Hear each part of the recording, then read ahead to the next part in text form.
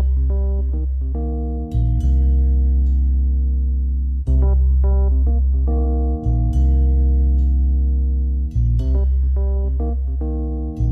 and welcome to another episode of Video Game Logic. Today's show was recorded on March the 20th, 2018. I'm your host, Gaming Psychologist, and with me, as always, the person I go crazy for, Caffeine Rage. On today's show, we will of course be discussing the games that we've played this week. We're going to be talking about Star Wars Battlefront 2's new progression system. We're going to discuss the changes that might be coming to the Humble Monthly. Will Wright returns to game development with the mobile title Proxy. PUBG is possibly working on region locking. Atari reveals information on a new console. We'll be having our weekly community corner with a letter from Kyle this week and our Steam weekly discovery queue. Timestamps will be in the show notes following their respective topics. Hello, Rach. Hello. I see Crash doesn't get a mention. Well, I was going to save that as a surprise. Well, didn't we mention it last time around? Because it was, well, not last week, but the week before in the tweet. Kyle was talking about it. Maybe? I don't remember. It all just becomes a blur, but I remember Kyle talking about Crash taking a while to record for some reason. Yeah, his alter ego. It just doesn't want to come out sometimes. His split personality. Yeah, you're going to make so many Steam trading cards off of him. Hopefully. I could use a few. My trading card pile is empty. I've sold them all and bought things with the spoils. Yeah, I'm slowly building up again. And if, well, assuming the game that comes out looks is as good as it looks, I'm going to be spending it all in the coming month or so. Oh? Would that game happen to be the Mech Warrior game? Possibly. Probably. Man, I really hope that's good. That's the game this year that I really, really, really want to be good. Yeah, I guess we're going to have to see, though, because, yeah, we're still a ways away from it. Actually, are you talking about the Battletech one or the Mech Warrior one? Yes. I mean, both, yes, but I think I have higher hopes for Battletech. Well, because there's several good Mech Warrior games that you can play. Let's put it this way. You know my taste. Which one is more likely? Probably Battletech. Most likely. Yeah. You went quiet for a second. You can't fool me. Quick, pull the line. Anyway, speaking of games that we are looking forward to and maybe will like, I'm interested to hear about your games that you played this week because... Well, I teased you on these. Well, for one, I sent you an emote and said that it ties into one of them. Did you figure that one out? No. I didn't really think about it when I was looking at them. Well, let's start when we were doing the pregame. Yeah, let's start with Abandoned Ship. This is a game by all rights I should like. This isn't, though. And I think it really comes down to changing the theme on an already popular game doesn't always necessitate a good game. Granted, Abandoned Ship is an early access and still very early in its early access run, so this could change. But this is pretty much FTL to a T, where almost every single system from FTL translates almost directly to this. Hull breaches? Well, the deck of the ship bursts open and water starts pouring through. And your water meter starts filling up, showing that you're sinking. So basically an inverse oxygen meter. You could board the ship pretty much like FTL does. And it does the same real-time with pulse. The maps are handled almost the exact same way, where you have a local map that you have to go through certain nodes. Granted, this one is handled in a more real-time sense, where you have to hit certain events on it, and a certain number of events, to unlock these giant gates that's out in the middle of the ocean. And though this isn't a thematic theme, they actually talk about the gates being physically there. It looks like the map is, or the world is in this giant picture frame. with gates on well, depending on the frame you get, north, south, east, and west, or a certain number of those, which is just weird. And you have to hit a certain number of events to unlock the gate magically. I don't know. It's just such a... The entire time I was playing it, it felt like a game I played quite a bit and was bored with already, even though I was just a couple hours into it. Which is not a good sign for a new early access game, is it? No. Okay, so some of the screenshots, are there different ships that you can get? You can get build? different ships. Okay, well, let me get you into the full gameplay loop. You are a cultist who, for some reason, decides, maybe summoning the Kraken to destroy the world is a bad idea, and tries to escape. And you overpower some guards, and you're able to break out a few of your fellow prisoners, which have different skills naturally to fill up your ship. And then you rush off the island, and then have to wander around and do certain events to unlock the gates because you're in a rush, but not that big a rush, obviously. And you go into a overworld map, which is pretty much the galaxy map from FTL. And different areas have different biomes that have different difficulties, essentially. Different hostilities. Pirates may be more prevalent in one area. There may be rough seas, which causes various events. Granted that I'm not sure if it's in the game yet, because I went to an area with rough seas and I didn't notice a difference. And then every so often the Kraken shows up to be a massive dick. Basically the rebel fleet from FTL to damage your hull, but there's no way to really avoid it because the events are so spread out and there's no real indications on where they are. You just have to wander around aimlessly. That it's a frustration feature. Okay. But you go into combat. The main thing it does different from FTL's combat is that it has a distance indicator, or different distances with a distance indicator. And ships will try to maintain their distance based on their weapons. So some weapons are better close up, like the flamethrower that you get because, pirates have a flamethrower. Of course. Don't you? I've got two sitting over here. Ah, damn, I just have a Gatling gun. But a flamethrower is only effective at pretty much base-to-base contact with the ships, because, ships would naturally be running that close together. And one tile out, or one block out of 4. But then some other weapons may be more effective further out. And you're able to cut down the mobility of the enemy ship by launching chain shot from a specialized cannon. Then other cannons are used to inflict hull damage. Or you could just wait for your hyperdrive, your maneuver gauge. And no, I'm not shitting you, there's a maneuver gauge in this, and you have to wait for it to charge up. To get in close and just ram the ship. Okay. And the fact that even trying to escape, it's not, this long protracted, try to damage the enemy's sails and get further and further away. It's, you hit a button and then you wait for essentially the hyperdrive to spin up. And then you just kind of wander off. It just boggles my mind that I'm bored with tall ship combat like this, but it feels like I'm playing FTL from a different perspective, and that's it. And I'll be perfectly honest, FTL, it was groundbreaking for its time. It was something different, but so many games have riffed on FTL's combat that it is a bit stale by this point, to be perfectly honest. Especially ripping it whole heart, Yeah.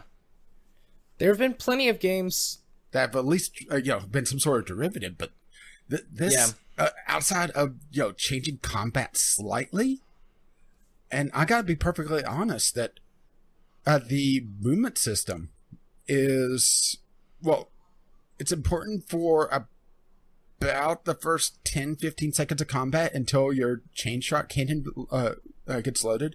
Then you just shoot the enemy sails, and then you're able to freely move, because at least in the early areas that I played before I got bored enough to just wander off, Denver really put up that much of a challenge. It was most of my hull damage actually came from the Kraken showing up and being an absolute dick to me. And you can't fight the Kraken, at least not yet. They pretty much say, well, we're going to have to fight this eventually, but we're not strong enough yet. But pretty much every single fight came down to shoot the enemy sails until they were too damaged for them to stay away.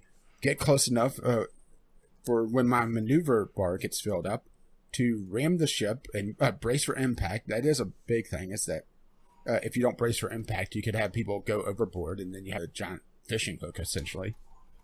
Then board them. And the melee combat, ship combat is, man. Let's just put it this way. I realize this is an early access game, but there is some fucking brain dead pathing in this game. To give you an idea, on one battle I did, rammed the ship, boarded, and I actually had harpoons by this point, so I was able to dig into the ship. They weren't escaping from me. Yo, I got you, bitch. Well, I damaged one of the enemy crew members to the point where they try to go to the medibay, the doctor's bench, or whatever they call it, but they actually have essentially a med bay where everybody stands around and gets healed. Alright? Like I said, okay. FTL pretty much whole heart. Well, it decides that it needs to go heal. It's damaged too much. Instead of trying to go around the major combat that's going on the ship and, to heal up, which for some reason the doctor bench or whatever is in the front of the ship, after the ship. The front? That would be the fore. Sorry.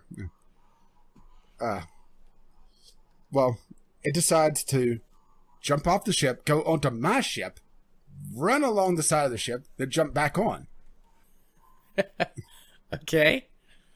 In the meantime, it runs into all of my guys that are still on my ship and charging up, the area of effect weapons. And my guys just turn around and beat the ever-lovely snot out of them as they pass. And the fact that, it's an odd camera angle and it's zoomed way out and you can't really zoom in for melee combat makes melee combat rather unsatisfying. You're just sitting there watching. I mean, hell, FTL's boarding combat is a lot more engaged than this, and that's saying something. And you're also able to cheese it so much because FTL boarding is always a risk because you have that timer on your teleporter. You don't have your teleporter leveled up. It's a serious risk to send in a couple guys because you may lose them before your teleport comes off.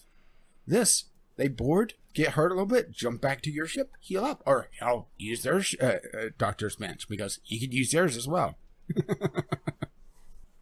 It just borrows ideas, but it doesn't try to really make them their own, and it makes them feel rather flat. I will put this on my backlog of things to come back to look at again because it is interesting to have a tall ship combat like this, but playing it right now, I just was so damn bored. It just really did nothing. And I just found what they did do different more annoying than anything else. The one thing you haven't talked about that I would like to ask you about is the art style. They say in the description of the game that's based on oil paintings. I'll be perfectly honest that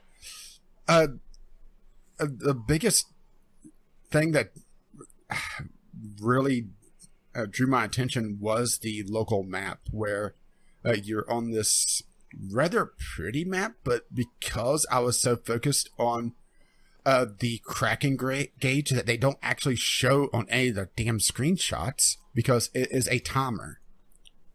Like I said, they're borrowing they're using the Kraken, or at least in the first areas. As a matter of fact, you could see a Kraken battle in one of the screenshots, with all the tentacles in Japan. Yeah. That's the Kraken. Gotcha. They don't show it on the screenshots at all, but in the opening air or in the open seas like this, where you're going around. It's very pretty, but I never really was able to sit down to enjoy the view because I was so focused on trying to just uncover new areas to be able to get out of the area. Because if I didn't hurry, I would end up taking massive hull damage because the dickish Kraken would show up again.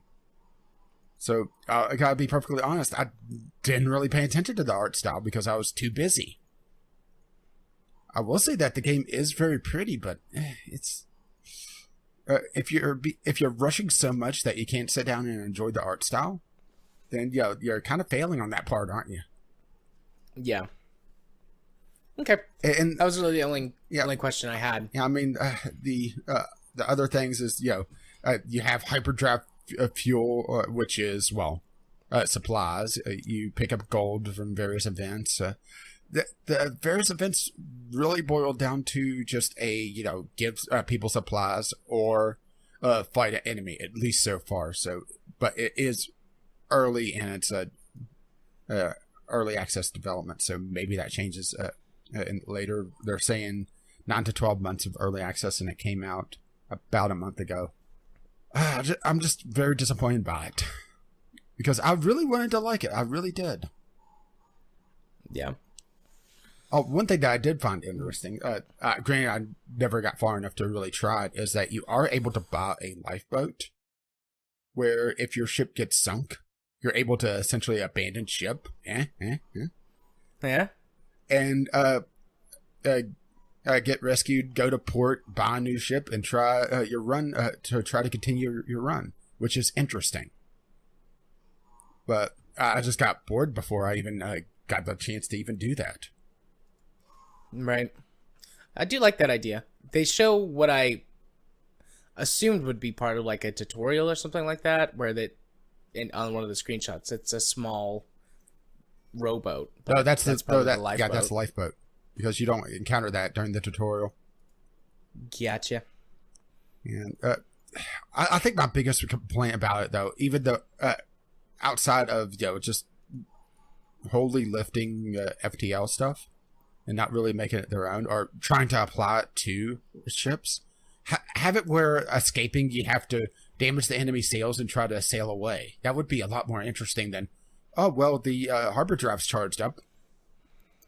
Enter cutscene mode, and that's literally it. It's just that timer, because so many times, all my damage was from the Kraken. Because if you're set up correctly, you could damage the enemy vessel enough where they're having to focus on repairs, and you could only fire fully healed, for lack of a better term, weapons. So if your weapons get shot, your guys stop for a moment to repair them, which I'm not sure if I like or not. And something else that's a little odd is the segregation of the UI. You have your health bar and all the systems completely separated.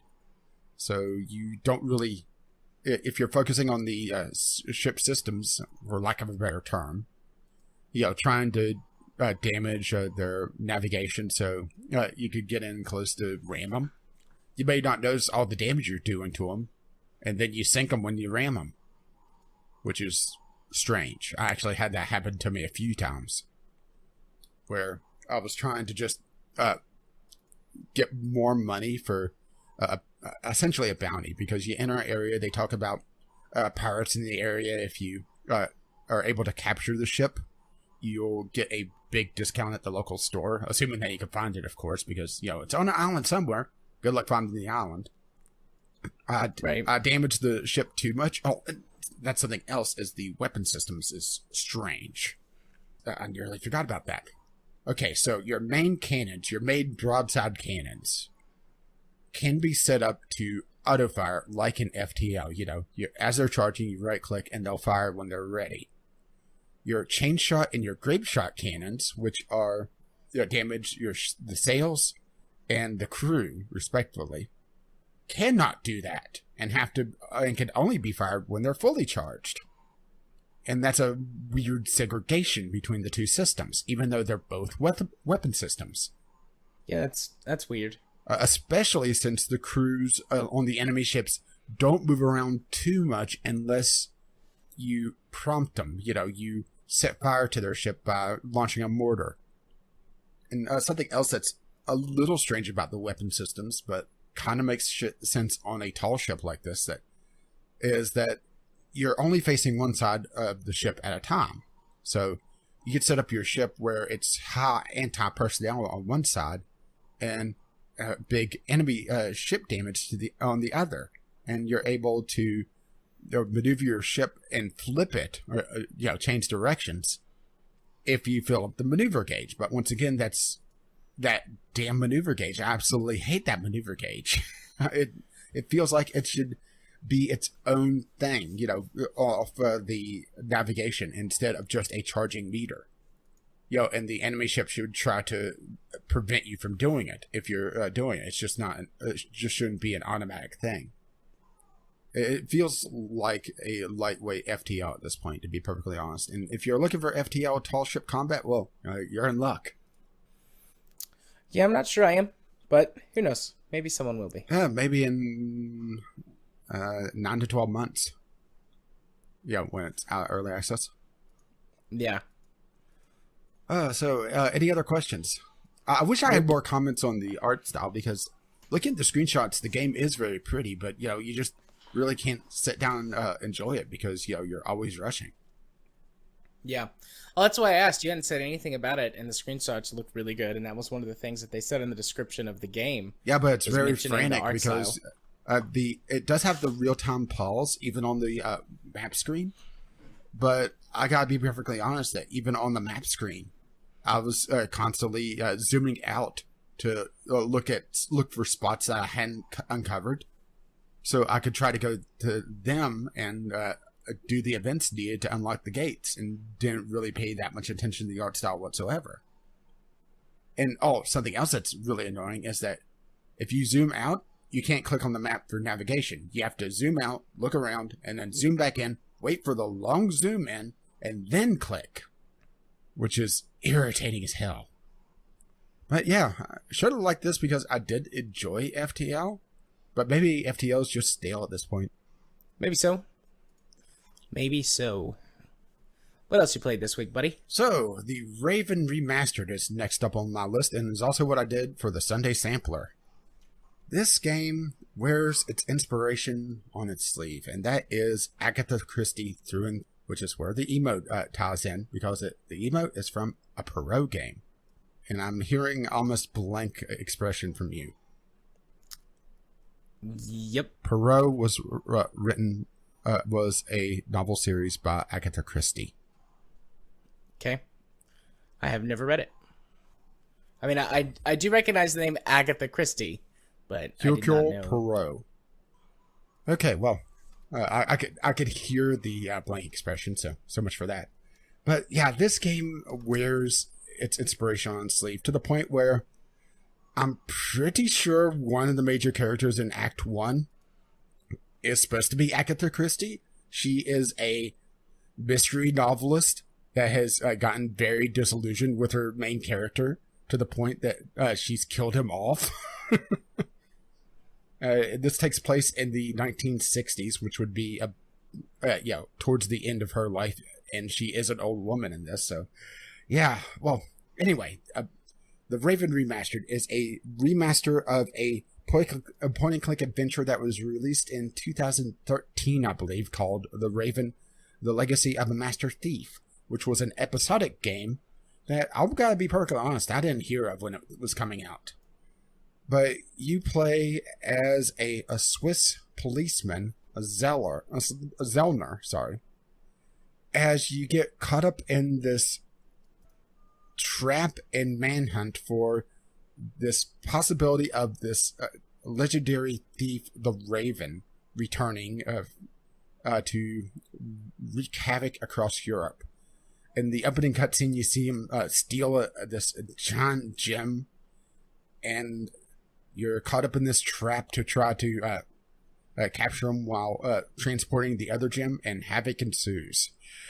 This is a very old school designed point and click adventure, and that's the giant asterisk.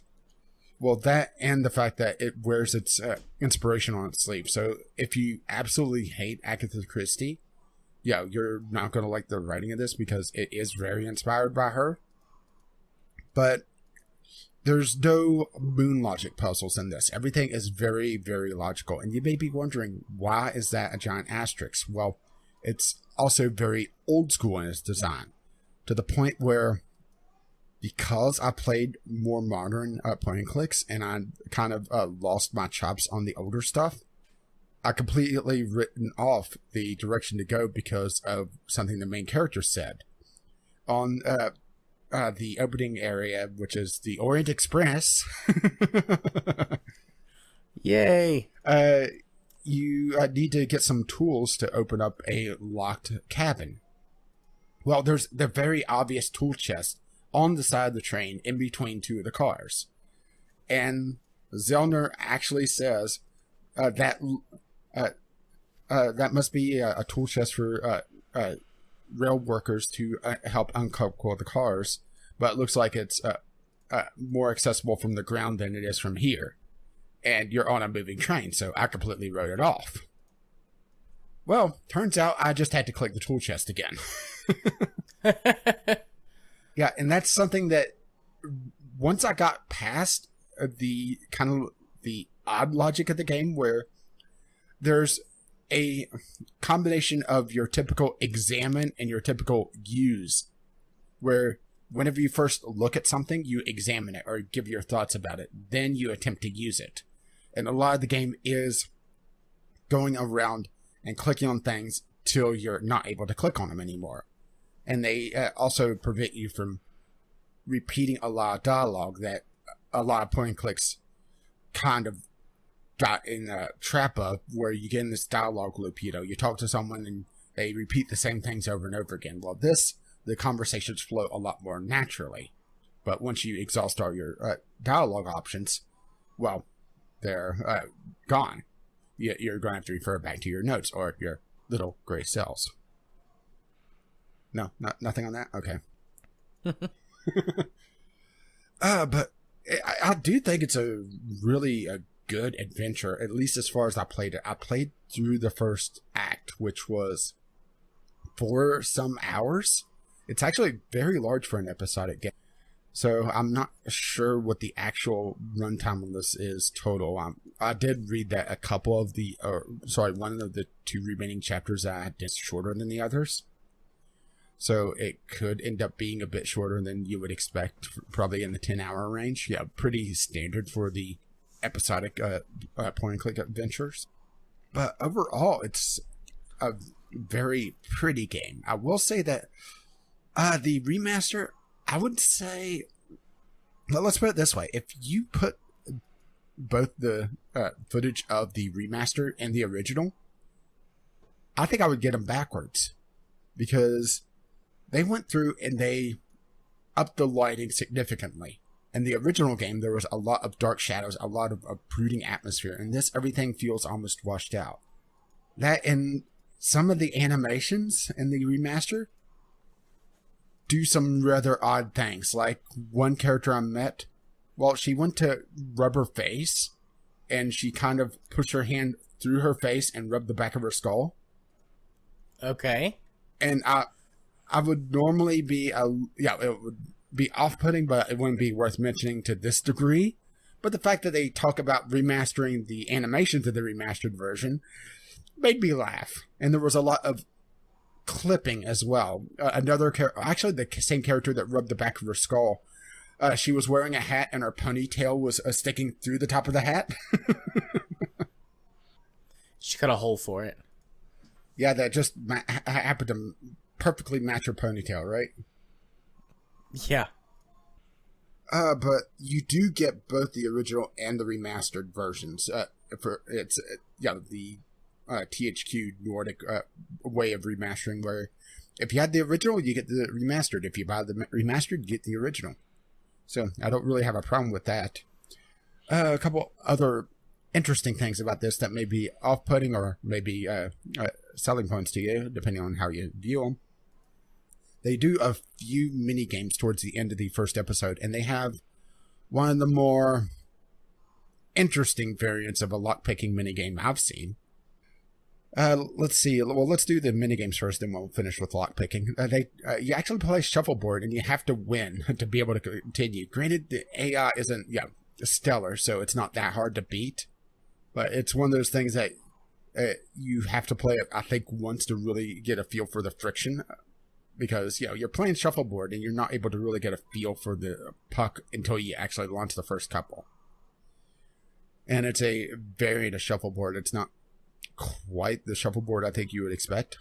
So you may have to play that a couple times in order to progress, and that is required for progression. And there's also a crime scene forensics things that is actually very interesting. It's not that difficult. It's not that involved, but it requires a little bit of backtracking to go back to the crime scene to grab something that you really should have been able to grab before, but you couldn't.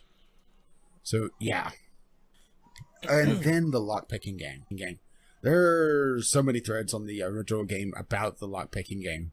Granted, I only played it in the remastered and not the original. I did a little bit of a comparison on visuals with the between the two, but didn't play that far through. The lockpicking game, it's technically lockpicking, but you're more making a key than you are picking the lock.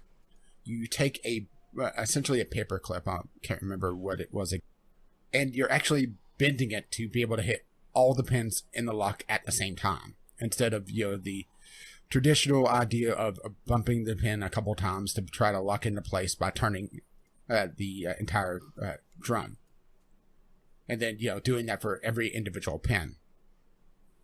And if you don't know what you're trying to do with the lockpicking game, it would be very frustrating, and it's also a little bit exacting because you have a very small margin of error, and you have a paperclip that you're having to drag up and down essentially these bars. You're trying to match the pins inside the lock to finish off the height of the pin with the remaining bit of paperclip, and it's just a bit annoying. Interesting, but annoying. Indeed. I will say, you've go ahead. I was gonna say, you've made me interested in this game. Yeah, it looks good. Yeah, I would say it. I would go between the two to figure out the art style you'd like, because the main difference I saw was really in the lighting of the two games. There's a little bit of texture difference, and I had intended to do a very nice sweeping between the two on my video, but I had the recording error out on the original version. I didn't feel like redoing it, so I wasn't able to do that. But the main thing is really shadows. It felt like they actually degraded the shadows, and there's a lack of anti-aliasing in the remastered that makes these shadows a bit more blocky than they were, it looked like. And also because they try to do the cinematic thing with the camera during conversations, do like over the shoulder and stuff. You can see where the modelers tried to cut corners a little bit, particularly ears and necks, where the polygons are a little bit sparse. But voice acting overall is just excellent. So, it's, if you're a graphics snob, you may be turned off by some of the lackluster visuals in some aspects, but overall it's not bad. Nope, I'm good. Okay, so the third game, and this is one I would actually really recommend to you, is Will of Wonderful World.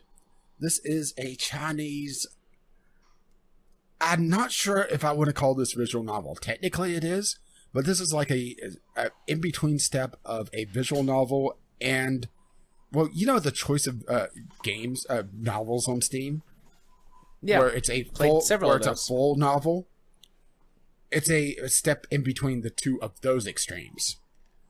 You play this goddess named Myth, who people pray to in their moments of need, with her companion Willie, who is a dog, or a dog-like thing.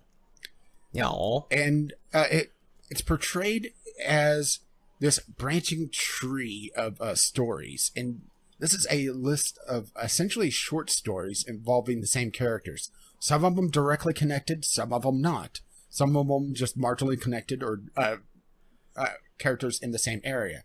They don't really show a good example of that. They show one on the second screenshot, but between Alicia and Chang Gyongmin, where occasionally you'll have characters that have a self-contained story, and the entire gameplay is swapping around sections of the story to change the outcome. So, in the tutorial, for example, you're taught about how to do this by helping this high school girl who wasn't able to get into her apartment because while she was out practicing tennis at this rather run-down tennis court, she was starting to pick up things, and the light bulb above the tennis court blew out, and she wasn't able to find her keys. Yeah, so of course you pray to God, right? Absolutely. Well, that's what I do. Well, you're able to change the order of things in her story, where the light bulb doesn't burn out until after she's picked up everything. And that slight change, well, they mentioned the butterfly effect, changes her entire story to the point where she inadvertently meets another character who gets attracted to her. And you're starting to see a bit of a romance between the two, perhaps. And the game actually deals with some heavy-duty subjects very quickly. Let's put it this way. The second story, one of the characters is trying to commit suicide. And another story very early on, one of the characters is a victim of human trafficking and ends up in Hong Kong. And I've only done probably about 6 or 7 of these stories. So it gets very deep sometimes. There's death, there's murder, but there's also very lighthearted things between two rival tennis players over a bunch of chocolate milk. So it does have a bit of mood whiplash as well, but if you're going into it expecting that, I don't think it's as bad. And like I said, it's an in-between of the two extremes of choice of games and a full visual novel, because you do get some sound effects while reading the story. You get some visual cues, but for the most part, it is just a list of short stories and trying to figure out, okay, what change of events can help these people. And they do mention in the tutorial where sometimes you aren't able to give the best ending to everyone.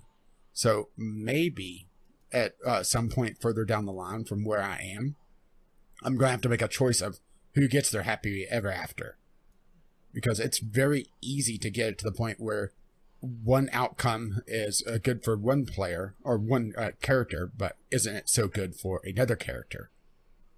And I know how you love your story, so I thought this would be perfect for you. Yeah. Yeah, pretty much after the first 30 seconds you start talking, I was like, okay, this sounds like a game that I would really enjoy. Add to wish list. Yeah, some of the reviews do talk about the translation being a little jank. They have patched it quite a few times, so they have been working on the English translation. Any things that may come through. There are some extra, bits of extra info that you need that they do provide you in a in-game dictionary, and because this is a Chinese game, there is a focus on a bit of Chinese culture as well. So maybe Katie will like this as well. Yeah. I just put in for a key for it on Keymailer, and then if I don't get it, I'll probably buy it. Yeah, only reason why I didn't do a video on this was that it would be very hard to really demonstrate. Because it's not quite a full visual novel. It has a bit more gameplay. Right. But you can see some of the gameplay where you're swapping around these chunks, and you're also able to move between different stories. And sometimes stories aren't able to resolve until other stories are resolved. An example of this is a hostage situation, where you're not getting a good resolution no matter what you do until you do another story and deal with a different event, and that change there impacts other stories. So it's changing multiple stories across quite a few different characters, and it's interesting to see how the different characters are slowly interweaving together, because you get this master flow chart of all the stories. And so far, it's a group of 3 characters. The guy that tried to commit suicide was actually a failed artist who his wife has died, and he just lost the will to really produce any art. And he tries to commit suicide, but he ends up being unsuccessful because of another character. And then those 2 get interconnected, while the 3rd character in that group is infatuated with the high school student, the 2nd character. And then the other 2 is a man from Mexico who has gone to Hong Kong to try to find his sister who was the victim of human trafficking. And that's another character that was recently introduced to me. Like I said, it's a lot of interconnected and a lot of interesting stories. And it's a little bit exacting on the order of things, because it requires a little bit of reading between the lines. There's 2 different modes for this game. Looking at the screenshots, you may notice that some of the text is in red. That's played in normal mode, where important hints on how to proceed are highlighted. But playing on what they call lunatic mode blanks those out, but you're still able to activate them on a per level basis. So if you're hitting a wall, you can turn that on for a short time. It's a very interesting take on the visual novel genre, though. It's something I hadn't seen before. Questions? Nope. Just when can I get it? Yeah, and like I said, this is a Chinese visual novel. Even though I'm not sure if I want to put it fully in the visual novel because of some of the other things with it, particularly how it's large chunks of story, and it's not voice acted outside of very small chunks whenever you get a letter in your mail, which is unlocking a story. Just please help me, or what have I done? That sort of thing. Right. So it's a lot of just sitting there and reading. But like I said, I thought it was right up your alley.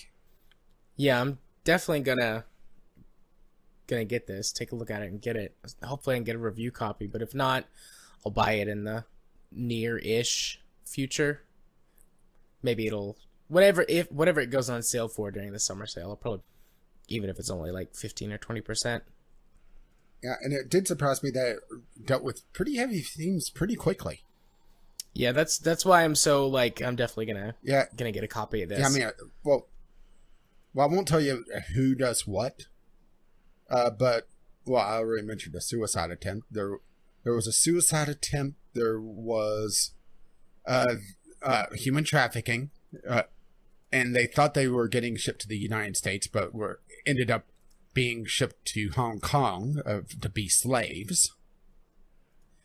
Another one was a attempted murder-suicide. So, yeah. And that's only a few in. Well, that sounds fancy. And definitely interesting. Yeah. Cool. Is it my turn? Yeah, I think it is.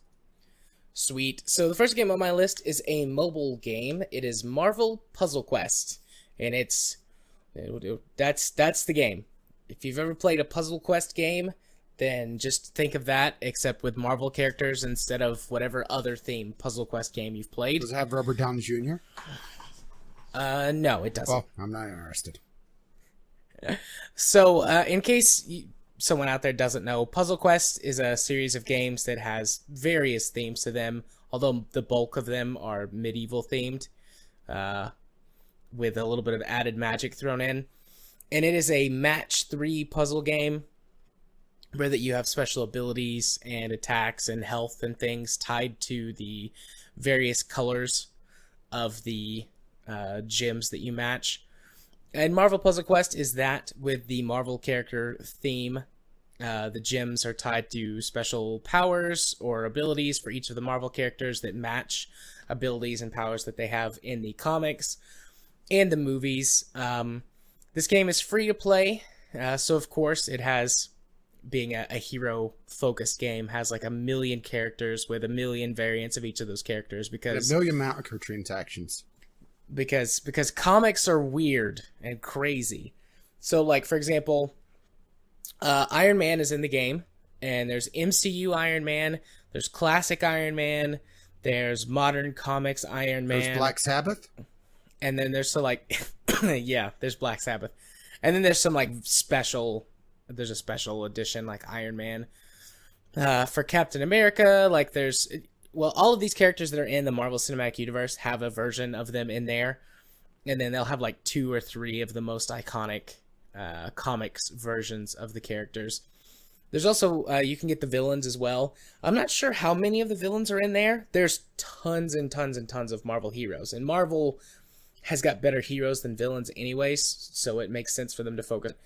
There are a few villains that I've seen that you can get so far, like some of the really big ones, like Magneto, the Juggernaut, and a couple others.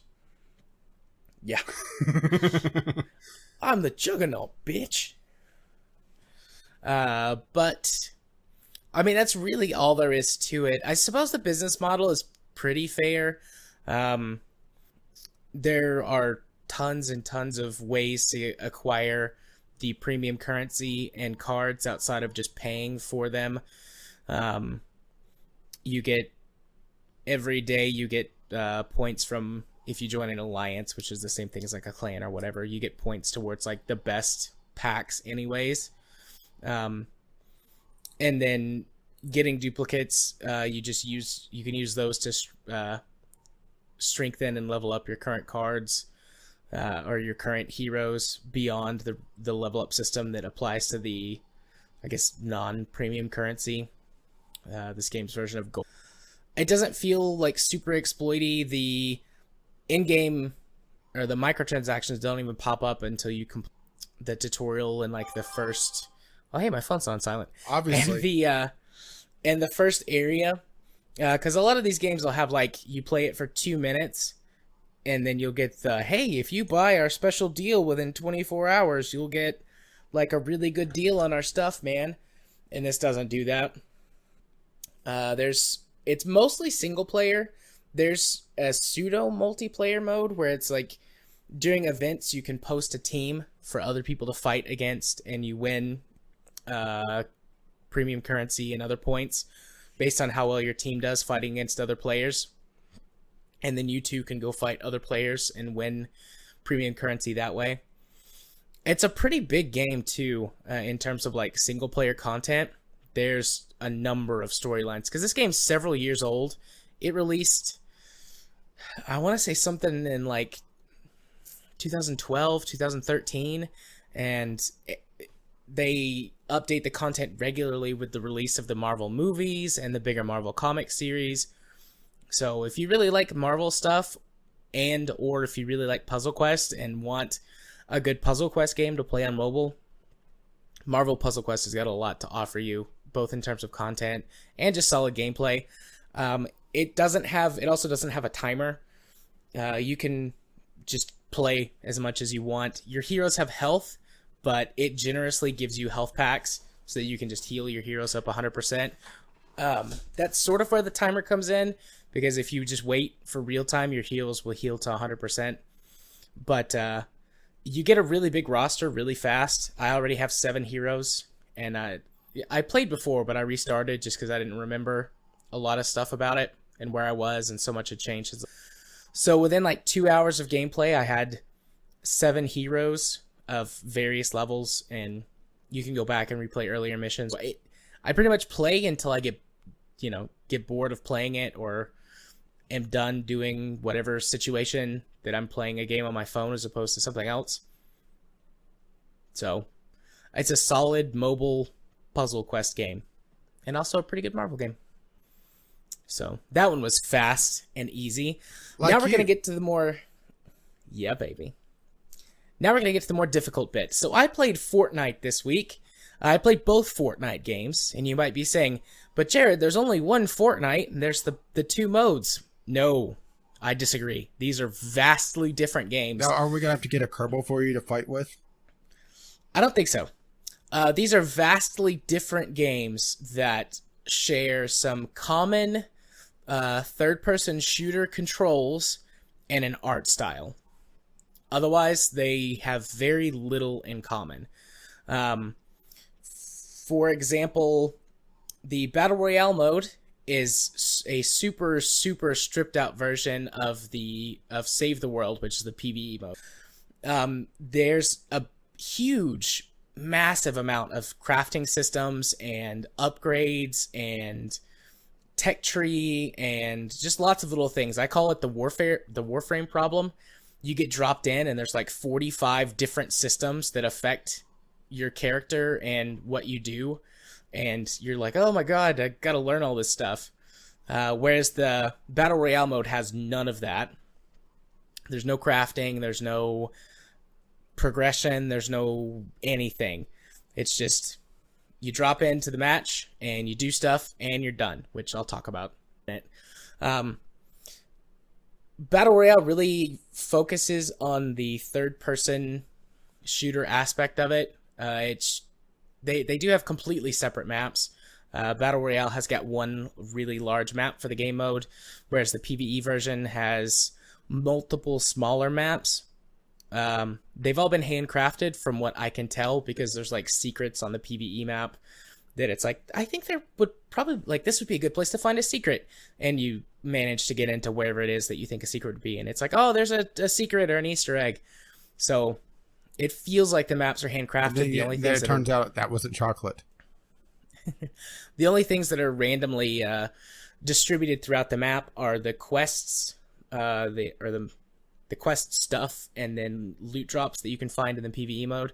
Whereas in Battle Royale, everything except for the map is randomized, just so that even if you drop into the same place twice, you have, different weapons and items that you find. There are a lot of weapons that are not in the Battle Royale mode. I have no idea if they're coming or not, but there's an entire melee combat system from the PvE mode that is not in Battle Royale at all. And there are a number of weapons that are not in Battle Royale. There's like a light machine gun that are not in Battle Royale mode. There are lasers and special unique weapons. Like there's a gun that uses your crafting materials directly as ammo, and it shoots like steel rods at like the zombies. rocket launcher from Fallout 3? Yeah, it's like that. It's like the rocket launcher from Fallout 3. Now I'm kind of more sold on this because I could launch teddy bears and kill people. Yeah. Or plungers. Plungers were always fun.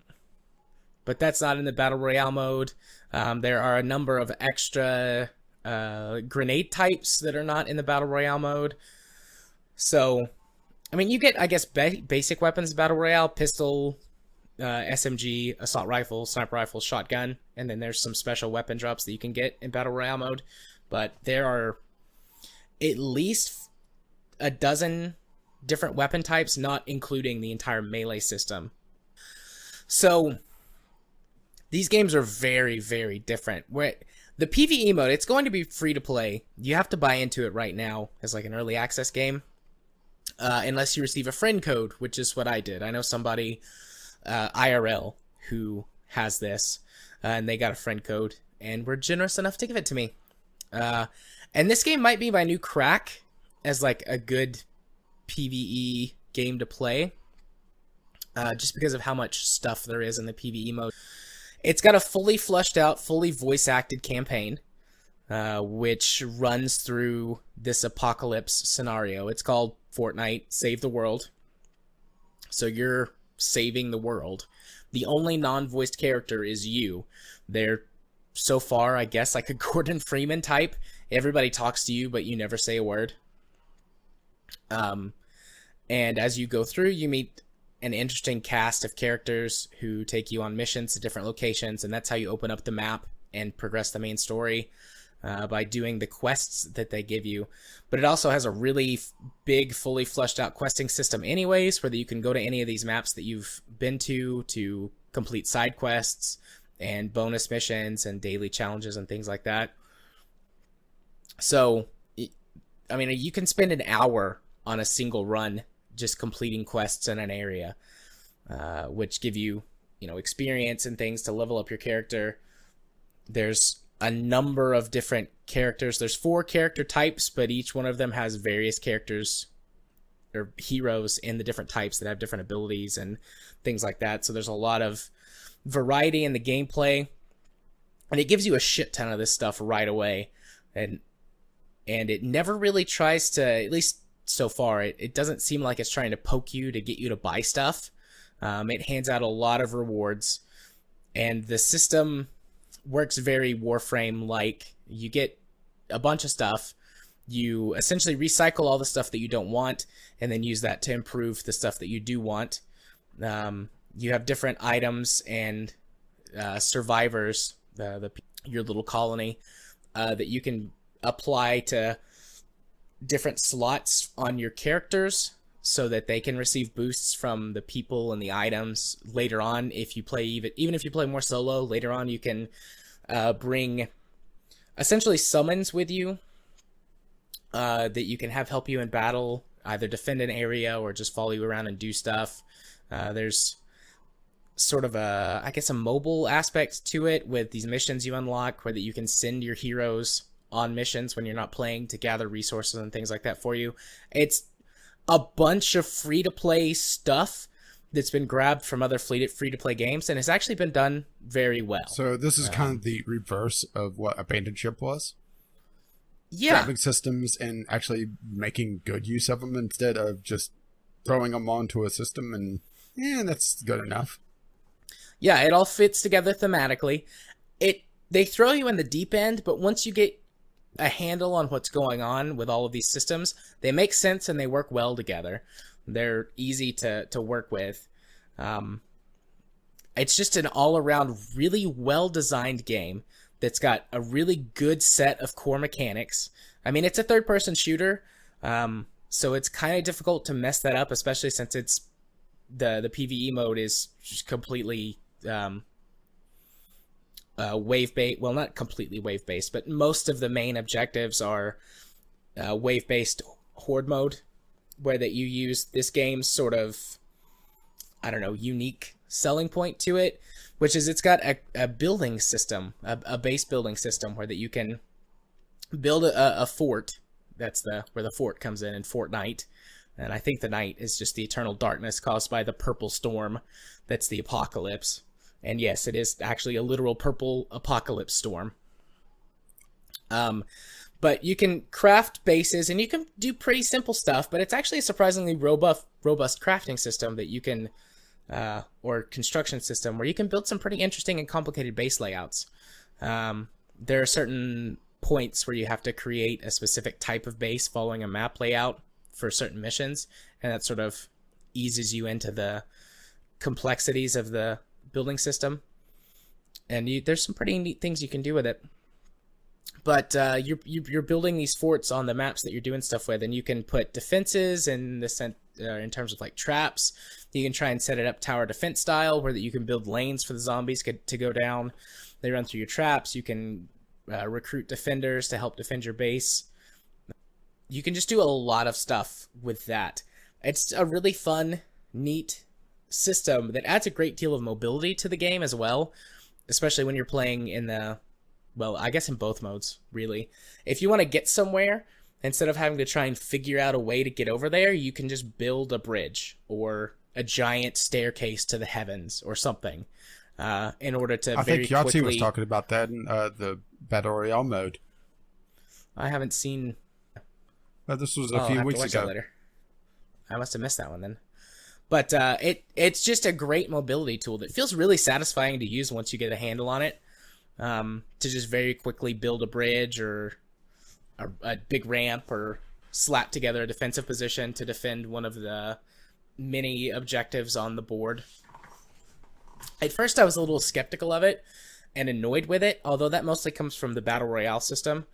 Well, I imagine once I you're got a handle on it, a lot more pressure to build quickly in Battle Royale. Yeah. Yeah, but the most common thing that people will do is they'll get shot at and immediately, within just like seconds, I don't know how they can do it so fast, will build a box around themselves. Is it macroable? For protection. I don't know. Probably. But they'll very quickly build a box around themselves and then either escape out the back or try and build like a sniper tower or something to shoot back at you from. But, yeah, the PvE mode, all in all, is a lot of fun. There's a lot of stuff in there, a lot of things to learn. There's a lot of opportunities to build bases with your friends and oh yeah, massive... this is highly macroable. I'm looking at the hotkeys for it. I could put this all over my MMO mouse. Okay. So there's how it's done. Well, okay, probably. I'm just slow. Well, F1 through F4 is the different building options. Then all the different sections are just 1, 2, 3. Wall Z. It doesn't look like it's that hard to build a macro. Yeah, that makes sense. I didn't even think about macros, honestly. I just know I'm too slow to do it that fast. Not even half as fast as people can do it. I'm too slow for it. Well, so yeah, well, the you could PvE... just program it so one button does it all. So the PvE mode, though, is a lot of fun. I really enjoy it. I enjoy playing it by myself. I've enjoyed playing it with randos on the interwebs. And whenever it goes free, I definitely am hoping that some of you guys in the community will pick this up and play it. Yeah, I'm intrigued by the PvE aspect, at least. Yeah, there's a lot there. There's a lot that they've done a really good job with taking others' ideas and doing things with them and making them work with their system as a cohesive unit, as opposed to just trying to rip something off. There's a lot there. Whereas the Battle Royale mode, I really focus in on the PvE mode because I really like it. The Battle Royale mode, I really don't. It's not bad. Like I said, it's a stripped-down version of the PvE mode. So, at least in terms of controllability and the way the game just feels to play, that's still good. And I do understand now why people like Battle Royale style games. I really don't like this, but it's a lot of excitement in like a really short period of time, which is the initial 2 or 3 minutes of the game. Then there's a lot of nothing, up to 15 minutes if you live through the whole game. About 15 minutes of really nothing happening. So you get kind of bored. And then at the very end, there's like 2 or 3 minutes of pitched, oh my god, crazy action. And I could see how people would like that adrenaline boost, or like the sort of lull and then the frantic aspect to it. I do get it. I don't like that very much, but there were a couple of times where I was like, oh man, this is crazy exciting. The few times that I actually did really well by myself. I've made it to like the last 5 people twice, and both of those times have been like, ah! But every other time I usually die. Yeah, and then you get somewhere killed in the mid game. Someone that you never saw, right? Yeah, that's how it goes most of the time. Yeah, if I wanted to do that, I would just fire plant inside. There are a few really positive things about the Battle Royale mode that I don't know if this exists in the other Battle Royale games out there, but the way that they handle map design in Fortnite is really good. The map itself has got a lot of interesting, unique locations on it that feel very different. You've got a few little town areas on the map that feel pretty samey, but more on the outskirts of the map, there's a prison complex, which is very claustrophobic, and it can be difficult to tell where other players are, even if you're in the same building at the same time. It does this exaggerated footstep sound thing, so if someone's sprinting around or smashing something up, you pretty much can always figure out exactly where they are in just a couple of seconds. But the prison is so claustrophobic, it's difficult to do that. There's also like a marsh or a swamp that's really open, but the water is deep, and so whenever you run through it, you run slowly.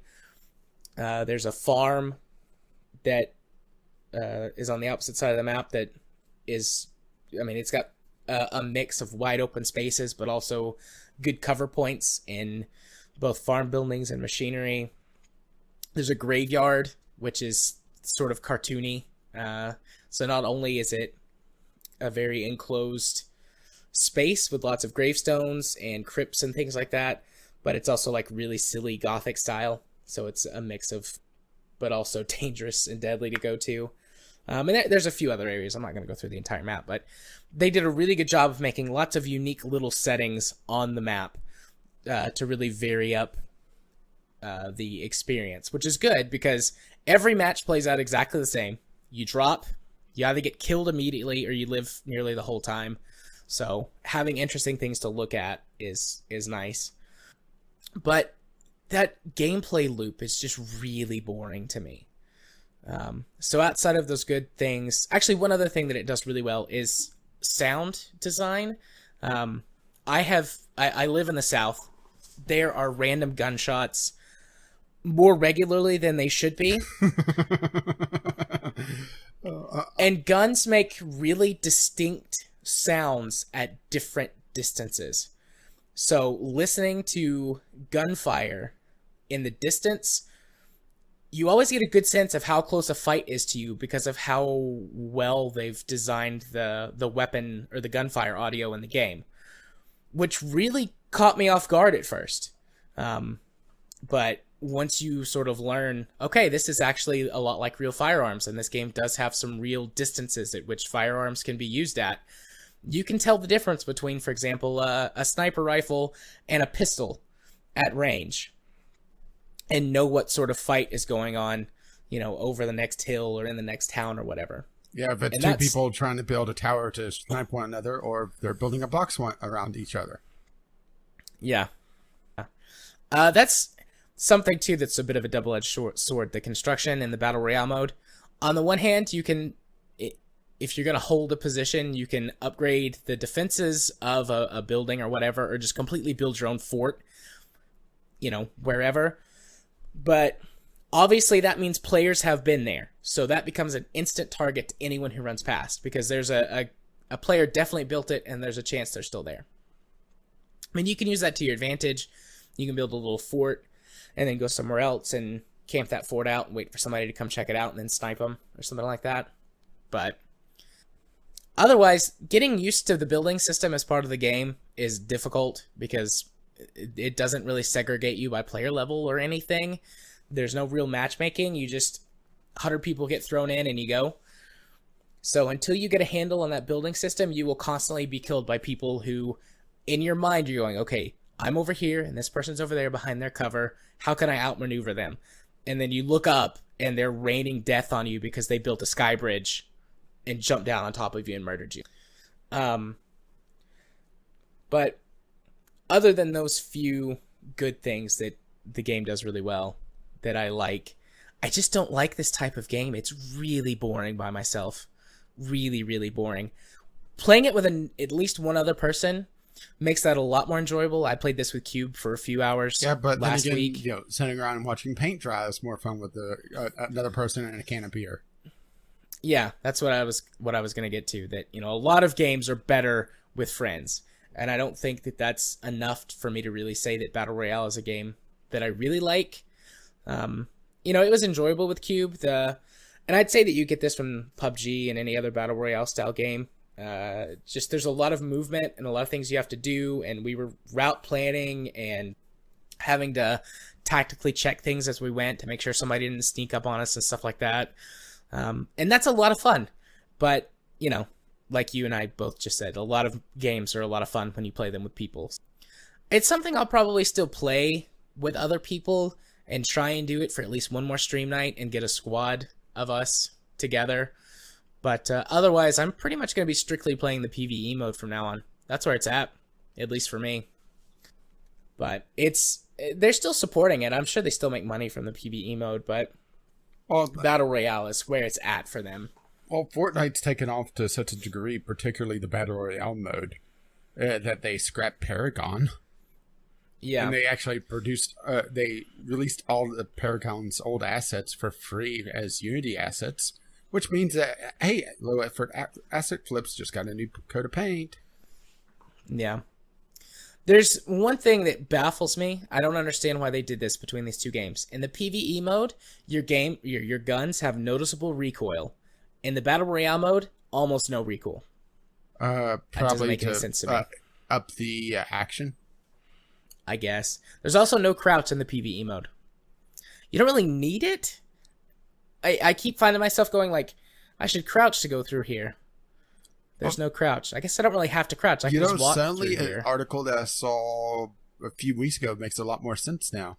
There was some people complaining about a particular emote in the Battle Royale mode that is just kind of just laying on your side and looking sexy. And people are complaining that it was an unfair advantage. Well, turns out I guess it counts as a crouch. Well, no, you can't go prone. So in the PvP mode in Battle Royale, you can crouch, but you can't go prone. And this emote is your character lies down, so they go prone. And your character doesn't move, like they stay lying down until you specifically move. So it gives a way for players to hide in like bathtubs or things like that. Because in Battle Royale, since you can't lay down, like you'll run into a house, do a quick sweep. It's like, okay, there's nobody here.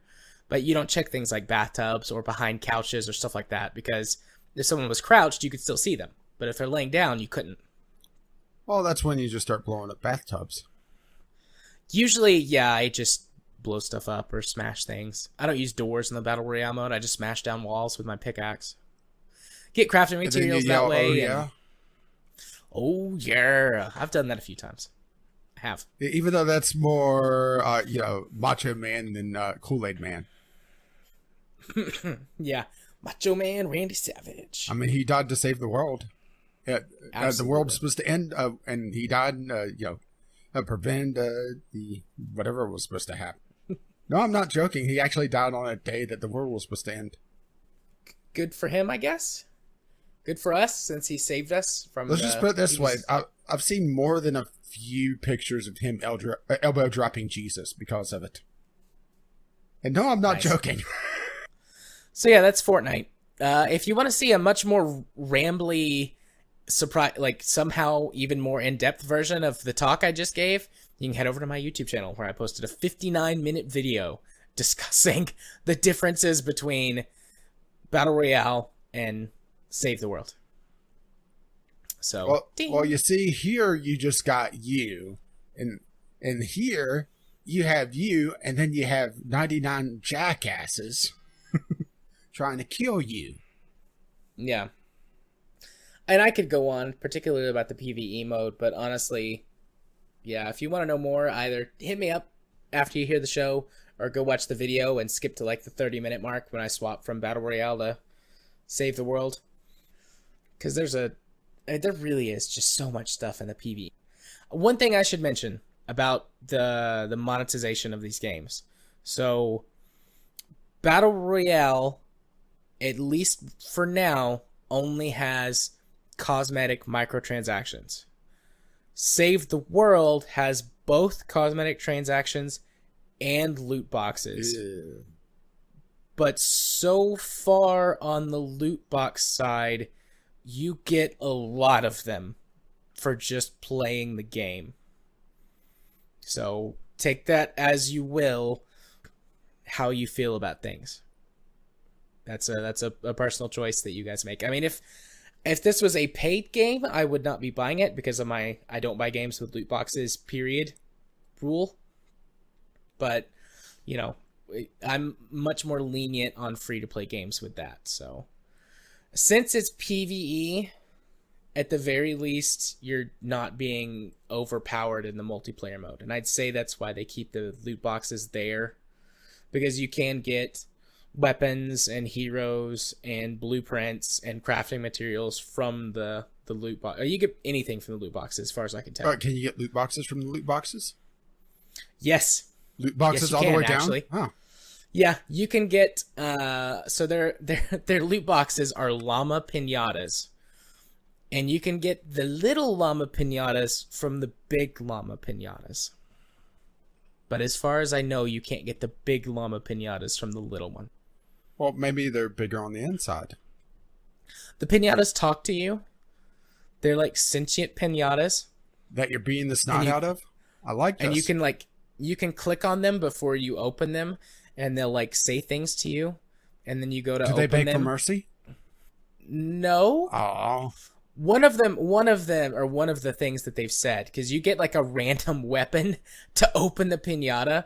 Everything from like a pitchfork to a sword or a hammer. I got a sledgehammer once, and one of the pinatas says, "Are you trying to prove something, buddy?"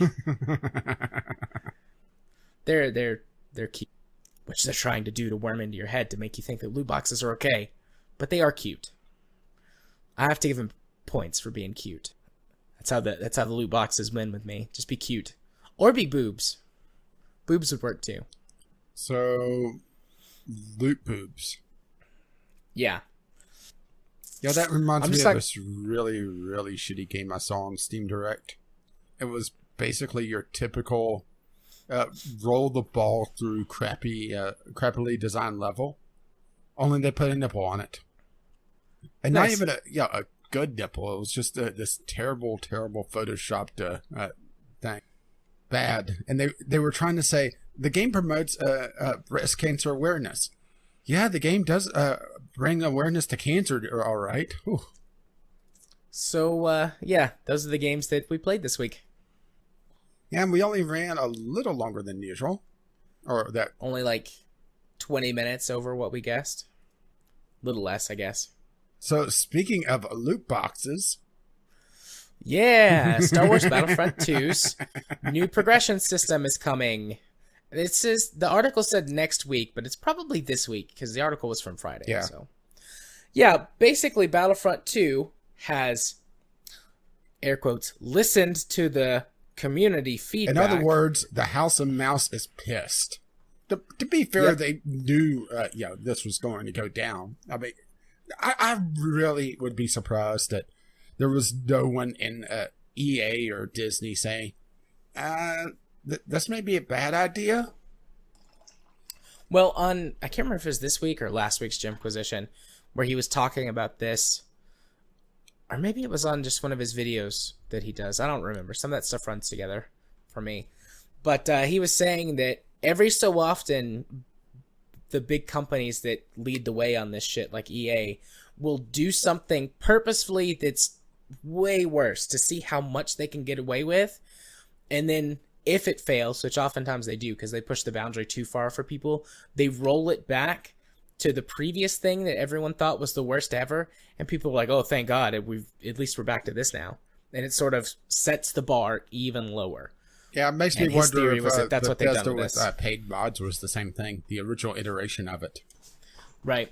So we've talked about a little bit about this already, and we didn't say what it was that they did. So what they did was loot boxes are now cosmetic only, and the game now has microtransactions. Wait, does this mean we get our pink Darth Vader? Shit you can buy. I can get a pink Darth Vader just by going to Google. I'm good. No, you're not. So, well, I'm good with that. But I have to ask you, Jared.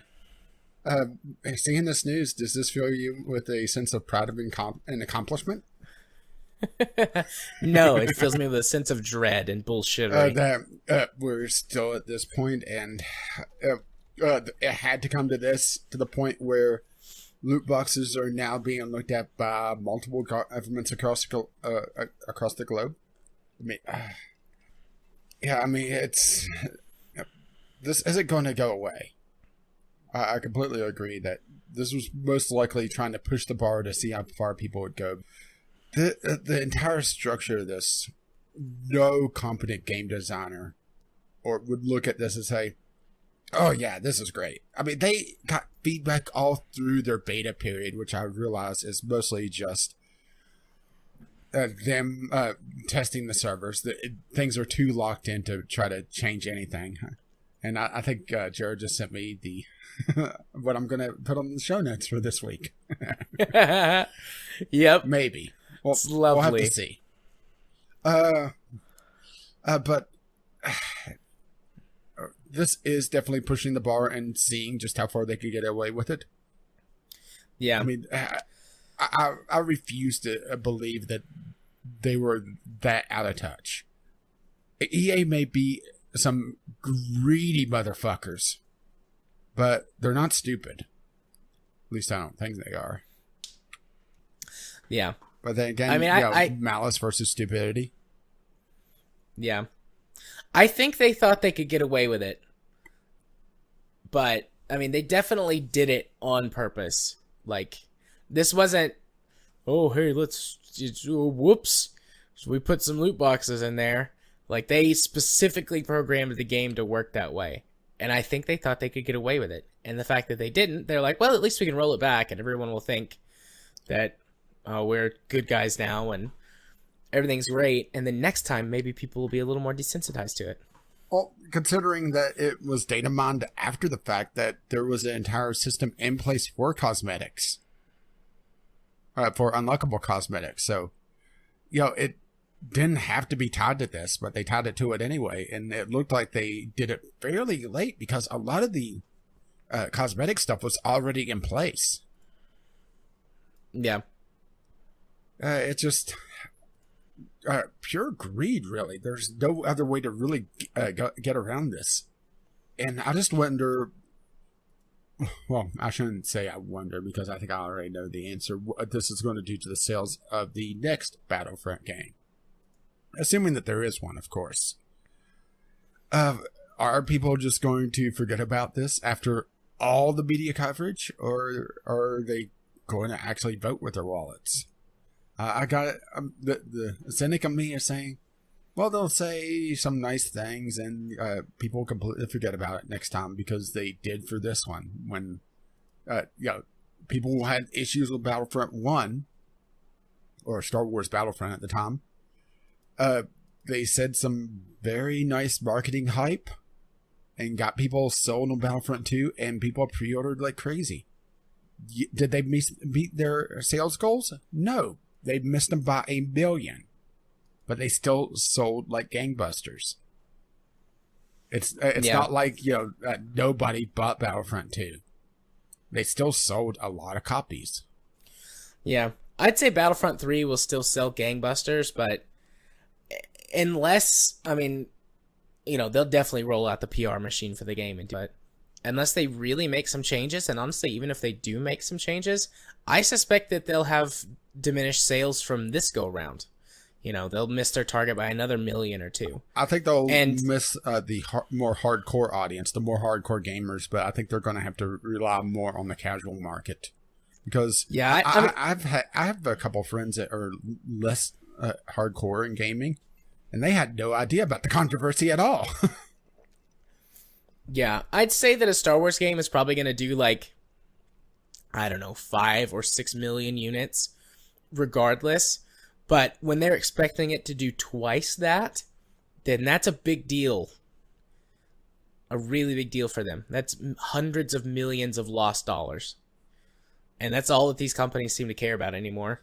If that's all, if they ever care about anything else. Yeah, the major developers and publishers, they care more about their bottom line than their own reputations at this point. I mean, hell, EA got the worst company in America how many years running? 3?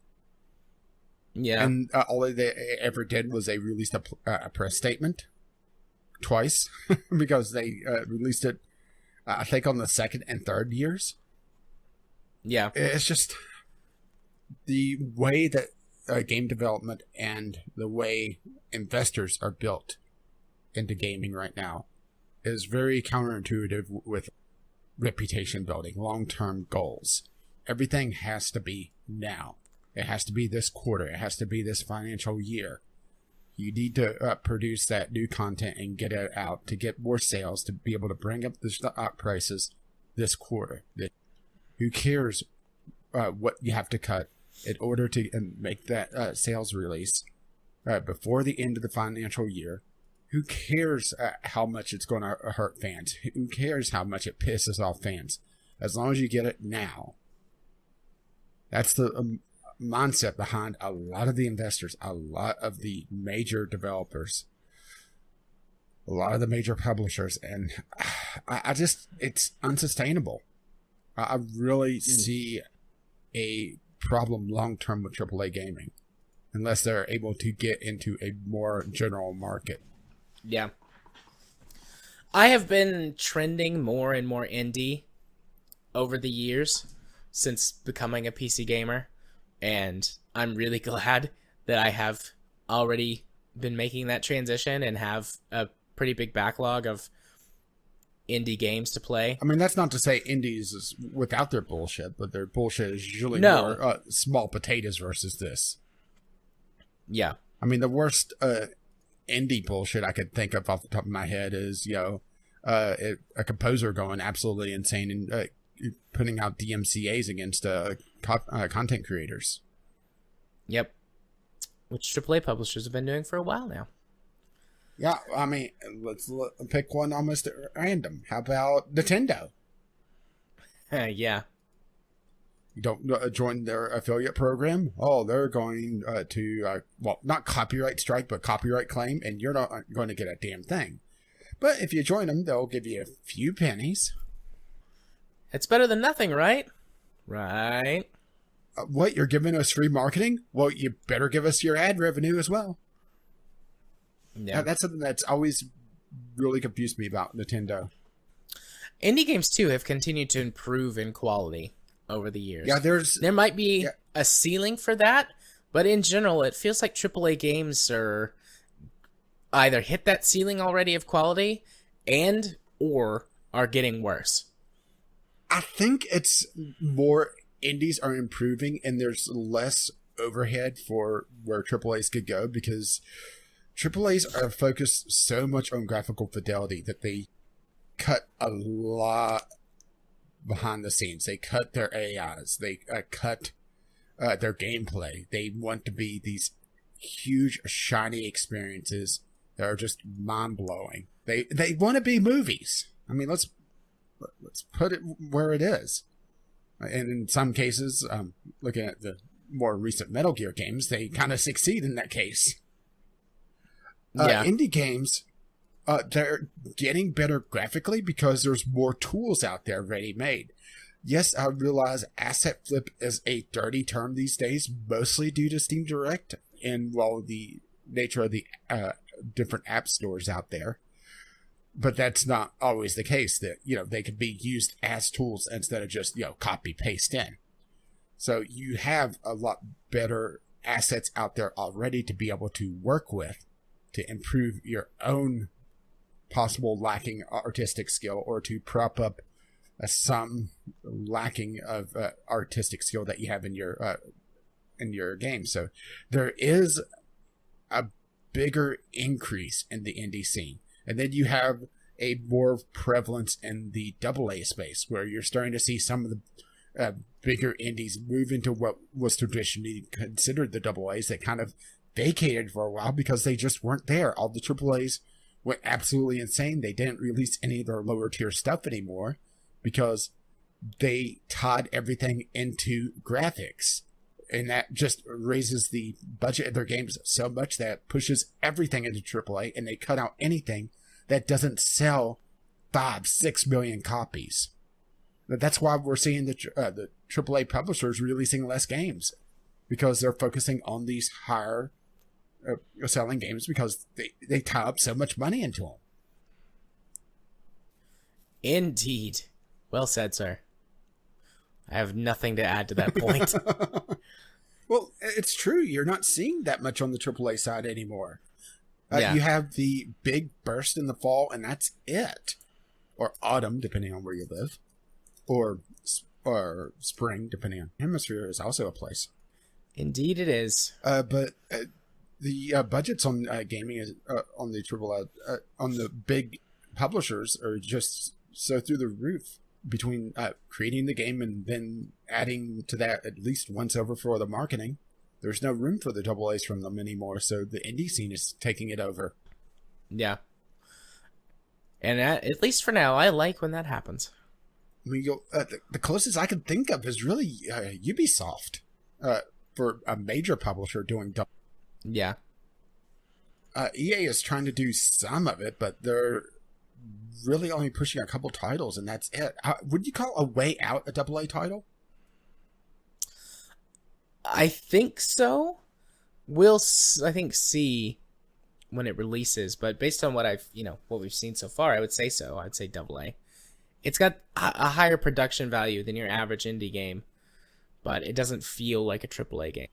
Yeah, particularly how they're building the gameplay, where they're going essentially beat by beat for the story and building gameplay into that rather than the other way around. It's a different methodology. It's going to be interesting, to say the least. And considering some of the things that the creators said, and not just drunkenly at the Game Awards, I have to wonder, is he just getting absorbed into EA? Because he's said some wacky stuff. Yes, he has. The fact that EA isn't making a single cent off that game, bullshit. Yeah, I don't believe that. Either that, or he has some sort of marketing deal that, it's just unbelievable. There might be some way to technically say that they don't make any money off of direct sales or something like that, but they're going to get something. Yeah, they're not making a single cent. They're making all the cents. Yeah. Well, what I said is true from a certain point of view. We're not making any money on this. We're making all the money on this. So we're rather off track. Indeed. I think we're ready to move on to our next news. Wouldn't you agree? I believe so. All right. Well, our next news topic is there are some potential changes coming to the Humble Monthly Bundle. Recently, Humble sent an email to many, definitely not all of the Humble Monthly You're just salty because subscribers, because I didn't get one, and I've been a Humble Monthly subscriber for 3 months now. So, where's my survey at, Humble? It's in the mail. Oh no, wait, it isn't, because that's instant. But basically, they're wanting to change. Well, this is at least the pricing, maybe the structure of the whole thing. Yeah, this is them putting feelers out there. As far as I could tell from the couple of articles I've read about this, but primarily the Reddit post that I'm going to be linking, mostly because it lays out everything in a nice chart, and I know how you love your charts. About the breakdown. Yes, Kyle, you love your charts. I do too. All the breakdowns of the possible changes. So right now, the Humble Monthly Bundle is $12 a month. Correct? Yep, it's $12 a month if you pay by the month. If you go by year, it drops down to what, about 10? I think it's works out to $10 a month if you buy it 3 months at a time, and then for the year it's under 10. It's like $8 or $9 per month if you buy a year at a time. Okay, so there's 4 iterations of this, and there are some interesting things here. The first iteration is we're just going to go basic, premium, and weird. Basic is the early unlock games, and then 2 hidden games for $10 a month with graded early unlock titles. Like choose 4 hidden games from a list of 10, so you're given essentially a la carte. Access to the Humble Trove and 10% Humble Store subscriber discount and special promotion. So you're taking the Humble Trove and the store subscription, the store discount away from the general bundle. Right. Actually, there's some differences on the basic. Well, from both of them. Well, they're also making it 2 hidden games instead of 4 to 6. Yeah, it's varied. The first month I got something like 8 hidden games. It was 6 or 8, and then the second month I only got, I think, 4 hidden games. So it varies month to month. Yeah, usually depending on how big the indies are, because typically it's the big games that's shown, and then you get a grab bag of the indies. Right. You also, no matter what level you subscribe to right now, you get access to the Humble Trove, which is a list of games that you can download for free. They're all DRM free games. And then You also get a discount. I think it's still a 10% discount on the Humble Store by default. So that's what you get right now at every level. Yeah, but the fact that cutting it down to two like hidden games is a little disturbing as well. It makes me wonder if they're having trouble selling selling enough of the Humble Monthly to be able to have to cut down this much. Yeah. Because perhaps that's a hell of a cut. It's hard to say if it's that, if they're struggling and so they're wanting to reduce what people or they're get, just not getting the value of the package. Or they're just not getting as many people wanting to join in because there's only so many games out there. Yeah. Or at least ones that they would want us to promote. Yeah. Yeah, the whole, you can also, even if, the reason I went for monthly is because you can opt out of a month if you don't want one, so you don't have to pay for it. So far, I've bought all 3 months that I've been signed up for because I've been interested in the big games that the big like headliners for the bundle. But if there is a month where I'm not interested at all in the games, I'll just say I want to skip that month. And so to me, the freedom to do that is probably worth the money that I would save if I signed up for multiple months at a time. I mean, we'll see if I wind up going the whole time, then obviously it wasn't, but I don't know what's coming, so I'd like to reserve the right to be able to, no, I'll pass this month. I thought you could do that on all the plans, but I guess not. Nope. If you buy the 3 months of the year, like you're set for that time period. You can skip a 3-month time period, or you can downgrade from 3 months to 1 month to be able to do that. But that's a waste of money. Yeah. So you're locked in if you get one of the Yeah, so the second iteration of this is the basic tier is the same as the first. The early unlocks and 2 hidden games. The premium, pretty much the difference is instead of a la carte, you're able to trade in the hidden gems. Or hidden games, I should say. Well, hidden gem games, hopefully. And that's it, really. So, which not necessarily a bad thing, especially basically for someone like me. Yeah, if you trade in the games that you already have, you get store credit for something else, or maybe just about another month if you get enough of them. Yeah, and that sounds good to someone like me who has a huge library. Probably a third of all of the games that I've gotten so far have been games that I've already had. And that problem only gets worse as your library gets larger. So that sounds nice and nifty, but I don't know if I want to pay $20 a month. Yeah, the fact that they want to sell the premium for twice the price is a little head-scratching to me. Yeah. And that's for the first 3 iterations of this. So $20 a month for that? No. Personally, I like the a la carte out of the. So the third option of this, the third option is really different. Once again, the basic is the same. The early unlocks and the 2 hidden games. Premium grants early unlock titles plus titles from previous months. Which, why would you want to pay more than 1 month if you get all of them? Yeah, there's probably going to be some kind of limit on that. Or be like the best hits from it or something. Choose 2 hidden games from a list of 8 instead of 10 from the first iteration. Access to the Humble Trove again, and once again, the 10% discount. I gotta say, I think I like the first iteration if I had to choose any of them, but I don't like any of them that much. I like the idea, but not the $20 a month. And then the 4th iteration is just weird. So they make the Humble Trove its own thing for $6 a month. Basic remains the same, early unlocks in the hidden games, but they don't say just 2 at this point.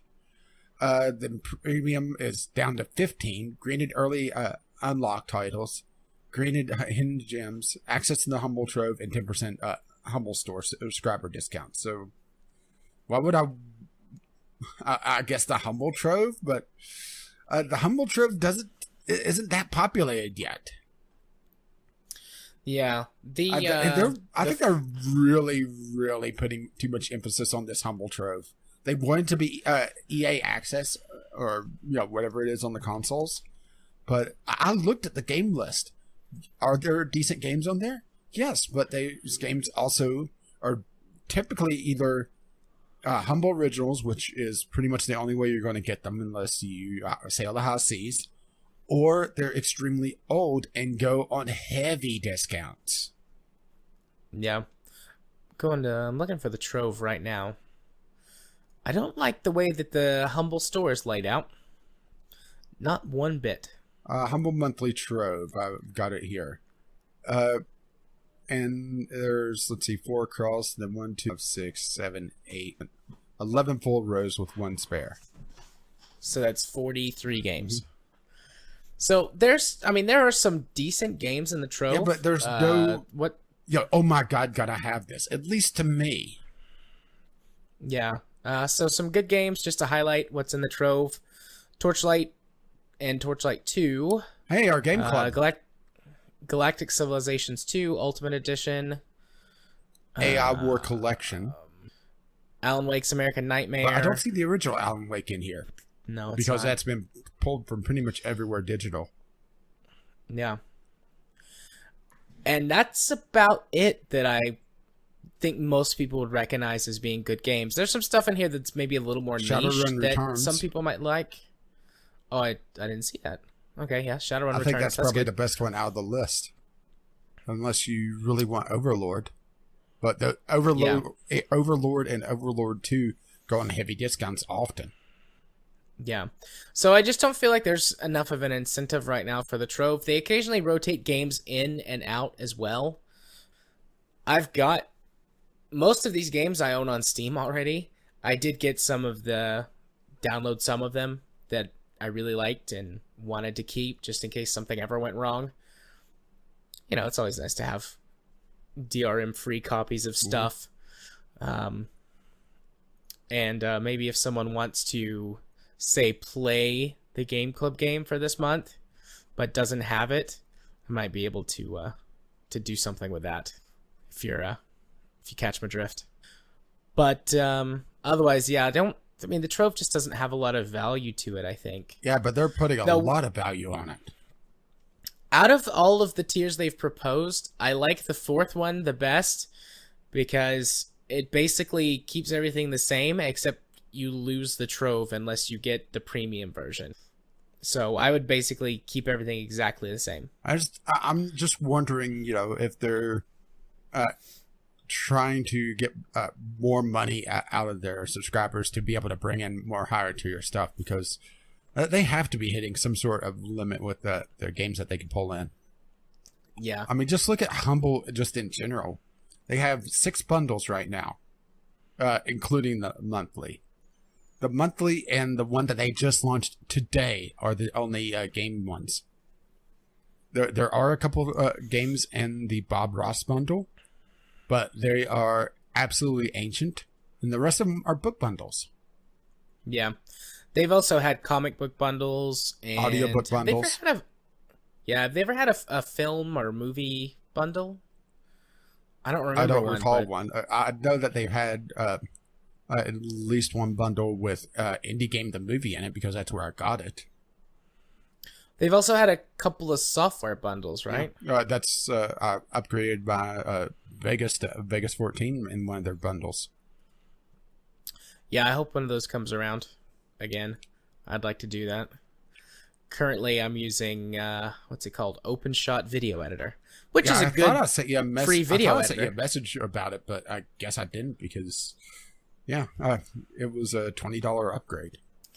But that's neither here nor there. So yeah, I'm not a big fan of any of the changes because they're reducing the value, and money means different things to different people based on that they're in. But even if I had a lot more money than I did, because of Steam and my massive library of games, unless I'm just like really head over heels for a game, I don't buy it at full price. And the Humble Monthly provides, in my opinion, some really good value on some recently released games. that I would have to wait even longer for to get them at an equivalent price. Yeah, the Humble Monthly for me, unless pretty much I want one of the first three that's 2 or 3 that's out, because they typically are showing more than one. If there's not something that I must have this instant, it's pretty much a pass for me, because it's a sucker's bet. I'll have a good chunk of the indie games most likely. Yeah. Short of the ones that they produce themselves, which typically the Humble produced games have been very short or limited in scope. So they're not exactly sellers for me anyway. Yeah. We'll see. We'll see what happens. I might, maybe, I'd really have to think hard about this, but if they announce that they're going to make a change, I might buy like 3 months or a year and at what they have now, unless they say, you know, no grandfathering in or whatever, in which case, fuck that noise. But They say no grandfathering. I don't know. I might be willing. Piss people off to no end. Yeah, I might be willing to roll the dice on that, because let's see, at 12 months, that's like 100 and so I'm actually looking at the tier right now. It works out to $11 a month plus 1 free month. So I don't know if that means one of the 12 months is free or you get 13 months. I think you pay for 11 and the 12th one's free. That's typically how it works. So that's 11 times 11. Was that 122? Something like that? 121.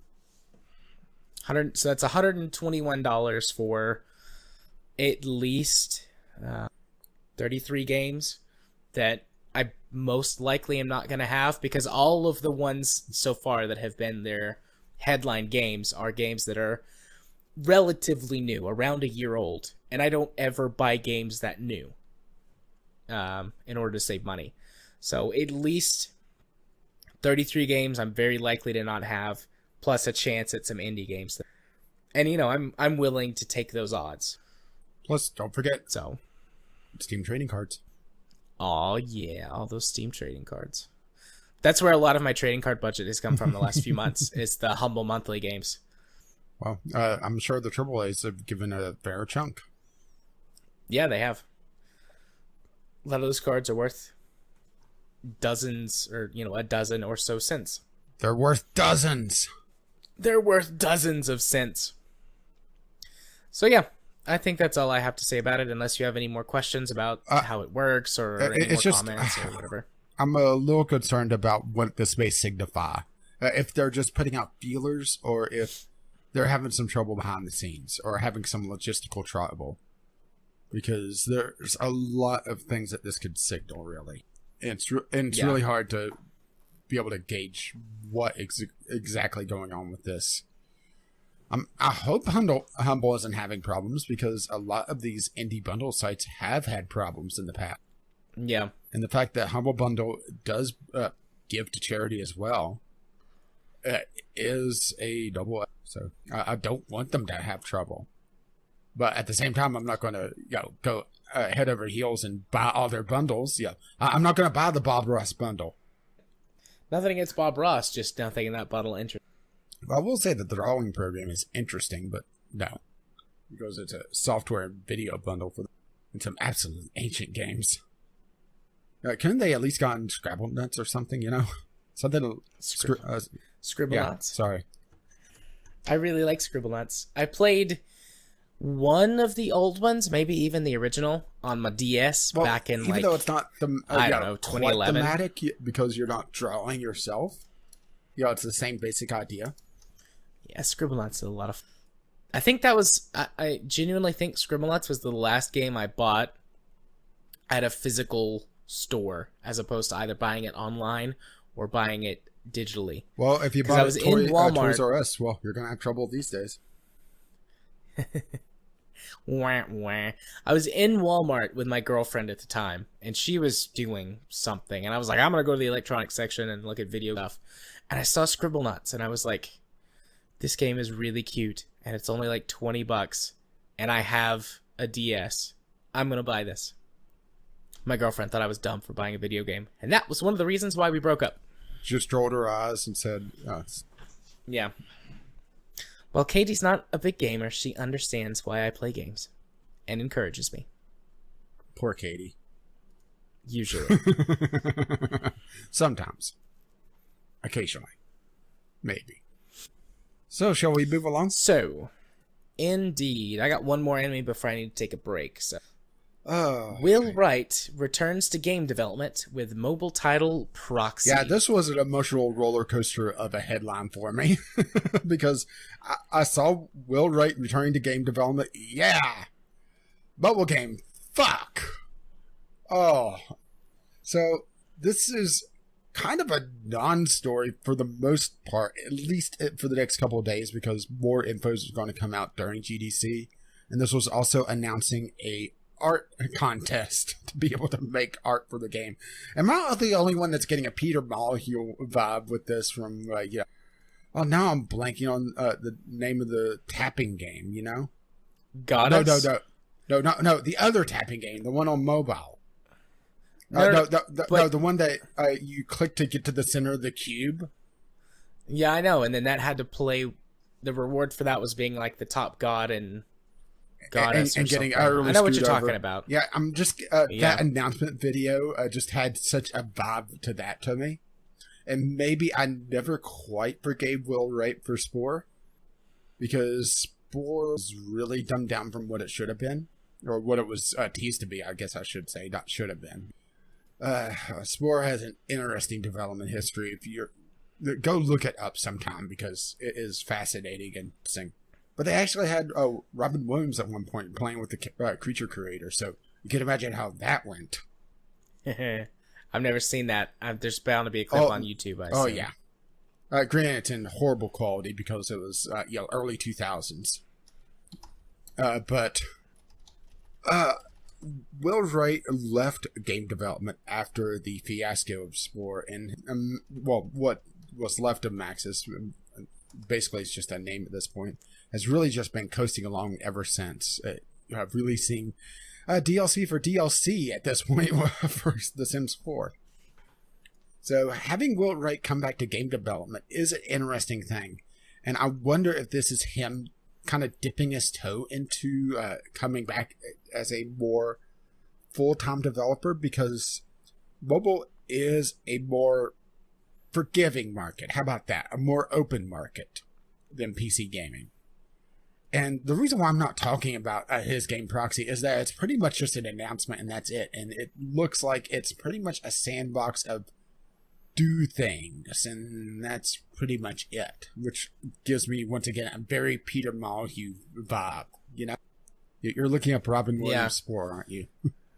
Yeah, I found that clip for later. I'm reading about Proxy right now on the website. Yeah, there's not a lot of info that I saw, at least. Unless I just missed something. Do you see something there? No, just a lot of marketing things. Yeah, a lot of marketing. Yeah. Proxy is a game, an experiment, for players to create and tune their own personal AI, their own proxy. The player controls the concepts and memories, which are the building blocks of their proxy. In the game world, they can sculpt these memories into a fantastic world of experience and exploration. On the one hand, that sounds really cool. On the other hand, it doesn't really sound like anything at all. Yeah, that's why I was getting a very Peter Molyneux vibe, because this is all promises and a few very nice ideas, and that's really about it. Yeah. And the fact that they're putting out a contest for the artist for all of this does not strike me with confidence, you know? Yeah. But hey, Will Wright's returning. They have very proudly displayed, though, from the creators of The Sims, SimCity, and Spore. Maybe you shouldn't mention Spore in your marketing, because Spore is definitely a black mark. Yeah, we've talked about Spore before, though, several times. Because I liked Spore, but I didn't see any of the marketing stuff for it, so I was not overhyped. I'm not even sure if I was overhyped. I was just hyped and wanted what they were promising. It's not even expecting more of the game than what they said it would be. It was very Peter Molyneux-esque, which is maybe why I dislike him so much. Granted, not nearly as much as Guru Larry, if you ever watched his videos. I have not. Pretty much every single video he's ever done has some dig to Peter Molyneux in the very beginning. Nice. But yeah, so short topic, but once again, pretty much an announcement for a contest and a couple pretty promises, and digging up old memories and reopening bad wounds. Yeah, I'll keep an eye on this. I think I'm always on the lookout for a fun, interesting mobile game. I hope that I'm surprised by this, and Proxy is proven to be something interesting, because I gotta admit, mobile gaming for the most part bores the fuck out of me. It's either too shallow, is full of microtransactions to do anything, or full timers. I mean, I think I just described about 80% of mobile gaming. Yeah. Sometimes, though, there's some good stuff in there. Oh, maybe mobile gaming is meant for a different market than me, because it's all very short experiences. And for me, I sit down and I start playing City Skylines and look, the sun's up. How about that? Yeah. Yeah, well, that's one of the reasons earlier that I said I liked Marvel Puzzle Quest. As a mobile game, you can sit, and there's no limits. You can play it for hours if you want to, or you can just play for a few minutes. Yeah, I ended up spending hours in City Skylines just designing a nice metro system. Making the trains go, watching all the people go back and forth, and then watching the sun come up. It's like, oh shit, I haven't posted my video yet for the day. I need to go upload that now. Yeah, usually what I've been doing with Puzzle Quest is I'll lay in bed after I wake Katie up so that she can get ready to start teaching. I'll lay down in bed, I'll turn on something on TV, and I'll play Puzzle Quest on my phone until it's almost dead. Because every night when I lay down, it's usually around 25% battery, and I'll play it until it's nearly dead. And I'm like, okay, now it's time for me to go to bed. My phone's almost dead. That's like an hour and a half or so. It's perfect. Yeah, I'm a little surprised I haven't seen anything close to Peggle on mobile that I found, at least. Can't you get Peggle on mobile? I'm not sure. It might only be on iOS. There is Peggle Blast, but I'm not sure. I'm surprised that there's no ripoffs of it. Yeah. And there's a lot of people voting it. Pretty much anything below 4 stars is cancer on Google Play these days. Usually, yeah. Alrighty. Well, are we done with this news topic then? I think so. Okay. Well, we are going to take a short break, and when we come back, we'll continue on with the news. And we return from our break to the news. The news. PUBG, PlayerUnknown's Battlegrounds, is possibly working on region locking.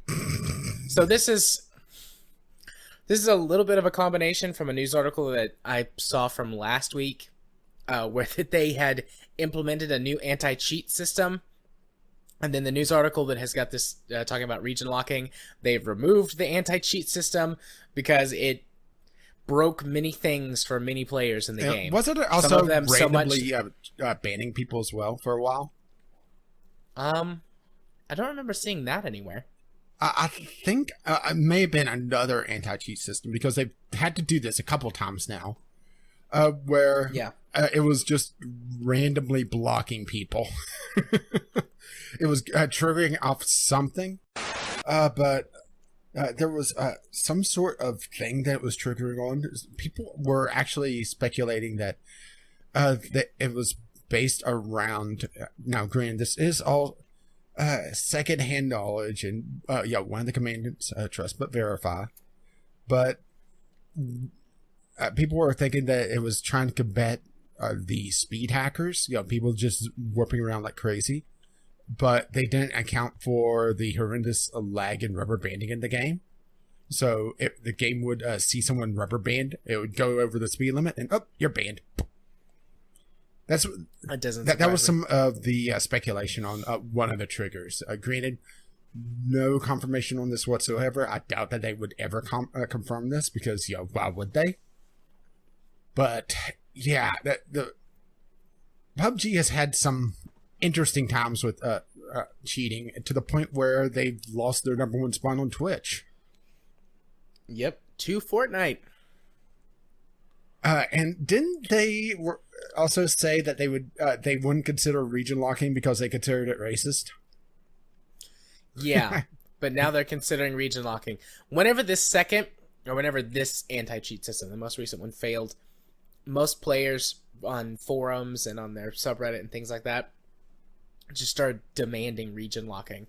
Apparently, a large source of the cheaters come from China. Which, once again, secondhand knowledge. People could be talking out their ass, but a lot of the Chinese cheaters go to just internet cafes and cheat on the open computers there, or just buy cheap copies, or just ground out for money with their in-game items, which is a thing more prevalent in China, and buy a copy, cheat as much as they can to get as good items as they can to be able to transfer to a secondary account. And if it gets banned, so what? You already got your chicken dinners and all that. I had a chicken dinner tonight. I haven't had dinner yet. I had a delicious some delicious grilled chicken with roasted red potatoes and fried... Well, we're on to our second break now. fried bell peppers. But the fact that they flip-flop after going after everyone saying that was racist, never mind the fact that the reason why the stereotype was there was because there is some truth to it. Not all hackers are Chinese, and not all Chinese are hackers, but they did have a very strong presence, and also the Chinese market is fucking huge for this game, to the fact that it bumps it up, 2 places on the Steam top list? Yeah. Yeah, there's over 1 million players in China. So it's not exactly surprising that they would be standing against it. Granted, calling it racist is a bit much. Yeah, I think so too. And they were originally talking about doing a ping block or a ping thing, but the problem with that is that a lot of the Chinese players are playing via VPN.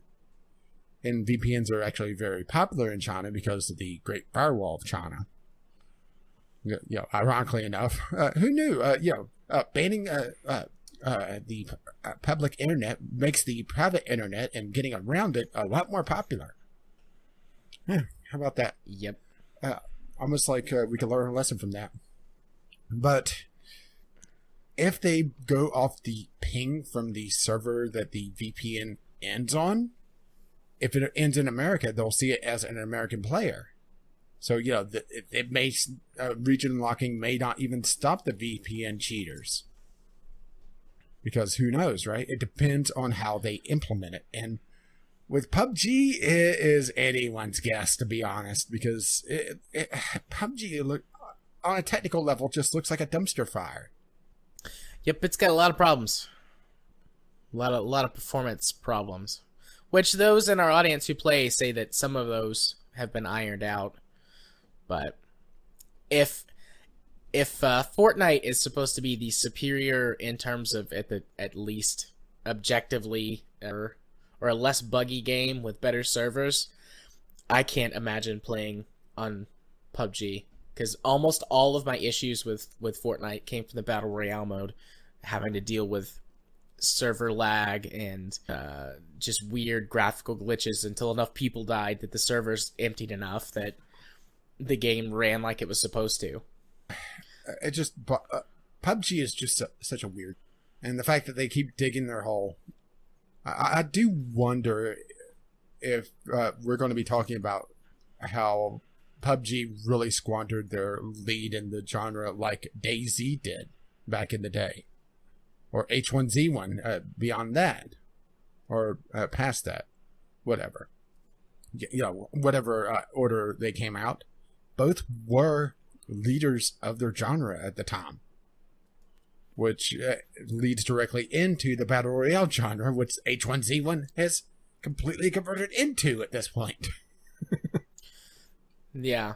Well, I mean, all games lose popularity eventually at some point. At some point. I mean, PUBG was on top for, what, a year, if that? Mm-hmm.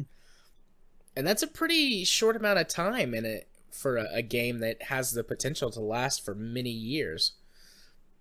Yeah, I mean, it's not saying that PUBG is exactly hurting for player numbers, but they're still up there. They're down approximately 15% of their user base from January. Or I should say their player base, their concurrent players. I mean, that's quite the fall. And they are on a downward trend. Now, the question is if that's ongoing or not. Because it's always hard to say. And who knows what this region lock could actually do. Or how they even implement it. Because it all comes down to implementation. If they set it up where, regions are too small, or they screw it up again because they've had many instances of just screwing up their anti-cheat, I could just see them hurting more and more and more. Checking to see if any one of my friends was playing PUBG right now. To bug them? No. The answer to that question is no. I think Cube was playing earlier today. Or maybe that was yesterday. But right now he's not. Yeah, I'm going to Steam Spy to see what the demographic is for China, because there is a definite reason why people win the Chinese region lock specifically. Let's see. Audience total. No, it would be geography. Over time share, and I need to log in. No, I'm not a robot. Okay, no. It looks like they blocked. Never mind. There it is. Okay, so yeah, China has 41% of the player base, with 47% of the players total, or owner base, and 47% of the players total. So nearly 50%. With the U.S. Falling way behind at 8.4% of players total. Yeah, that was in the 20s or the 30s before, like at the end of last year? I think so. It was a lot more even. And here's the thing also, is that the U.S. has a big divergence in the other way, where more people own the game but don't play it. 12.1% own it, but only 8.4% play it.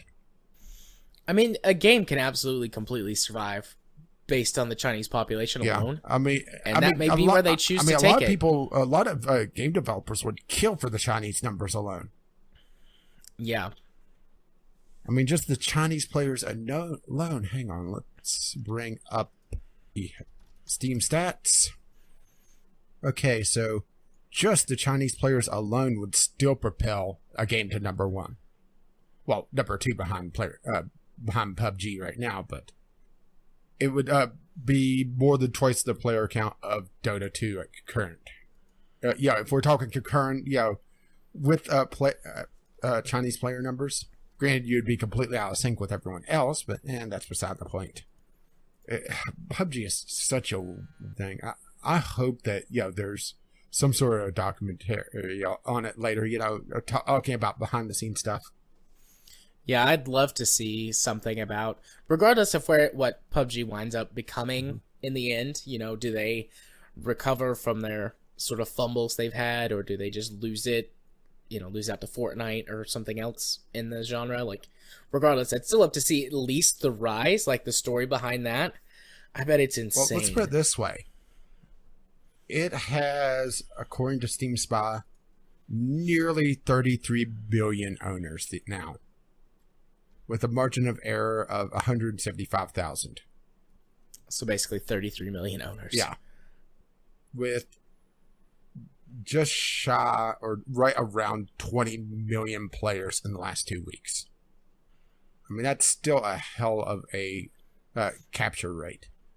But if they can't handle the cheater problem, they're just going to keep shedding people, because they've lost a lot of their big streamers going to Fortnite and other games, not even just staying in genre, because it's irritated them. And that's your big marketing. Because PUBG is very much word of mouth still. Is it? Well, word of mouth from one player to another, but it's really gone viral. So maybe it doesn't require so much of the Twitch streamers these days now that I really think about it. But the Twitch streamers definitely were a driving force. I don't think you could really deny that one. No, they definitely were. Alrighty. Ready to move it on? I think so.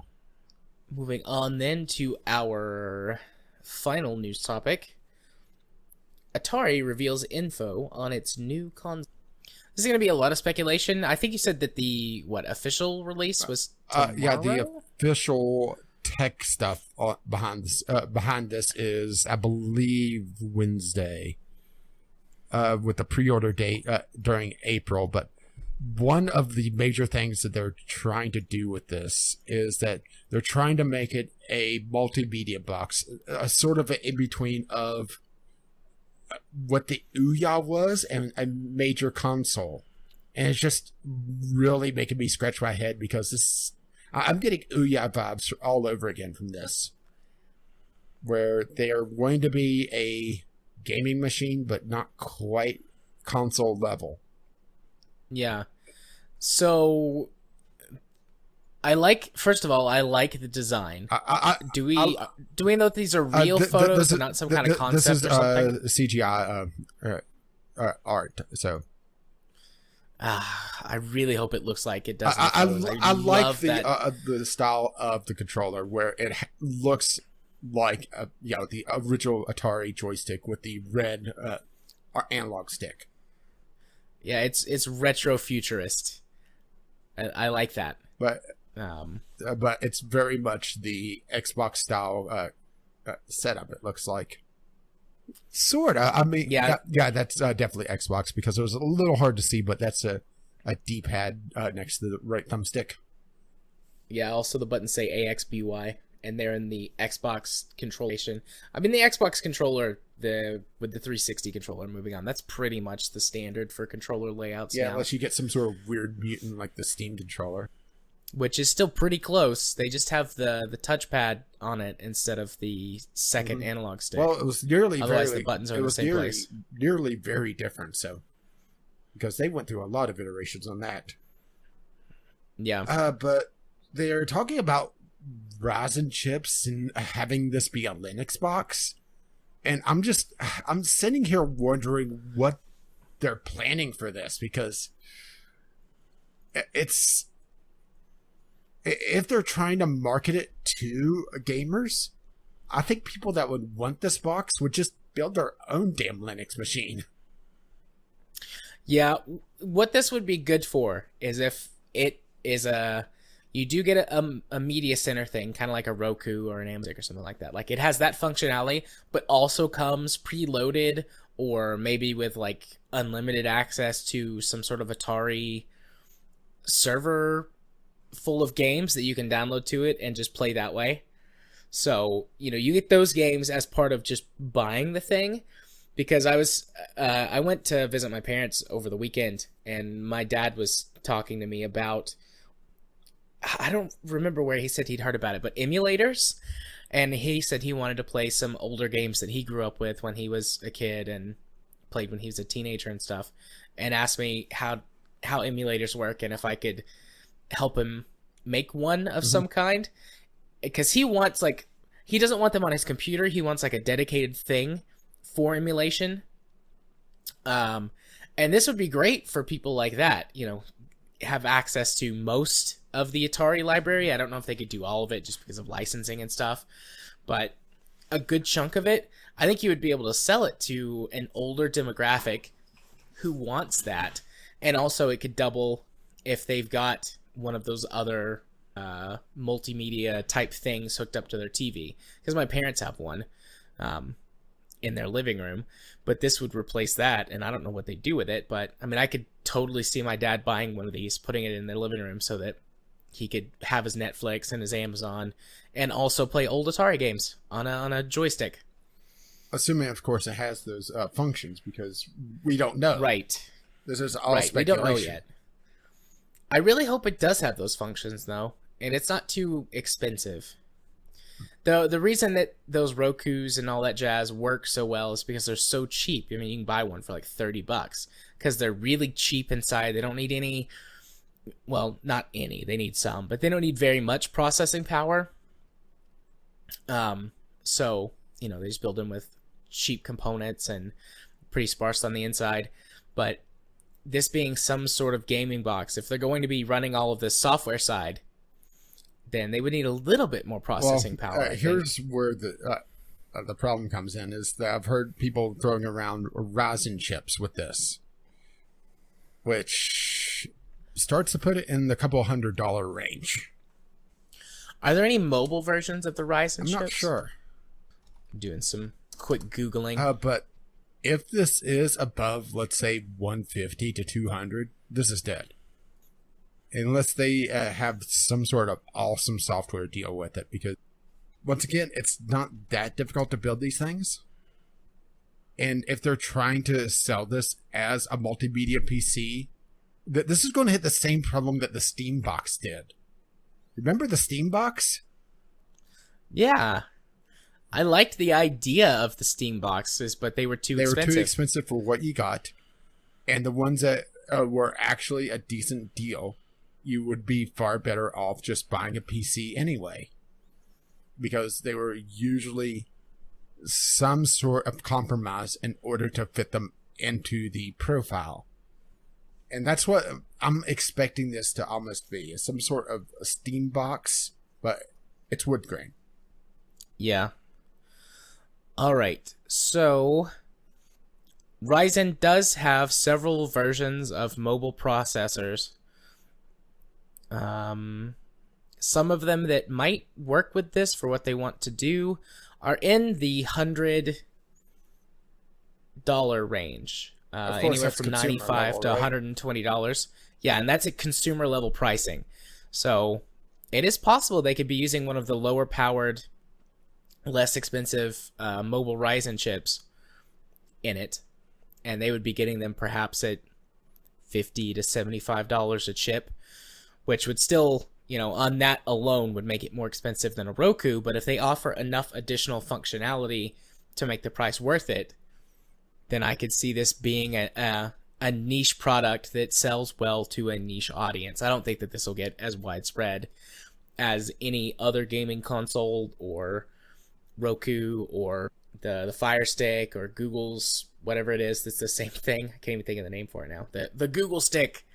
Yeah, I'm just trying to find out who owns Atari these days, because the Atari names pass through so many hands. Let's see.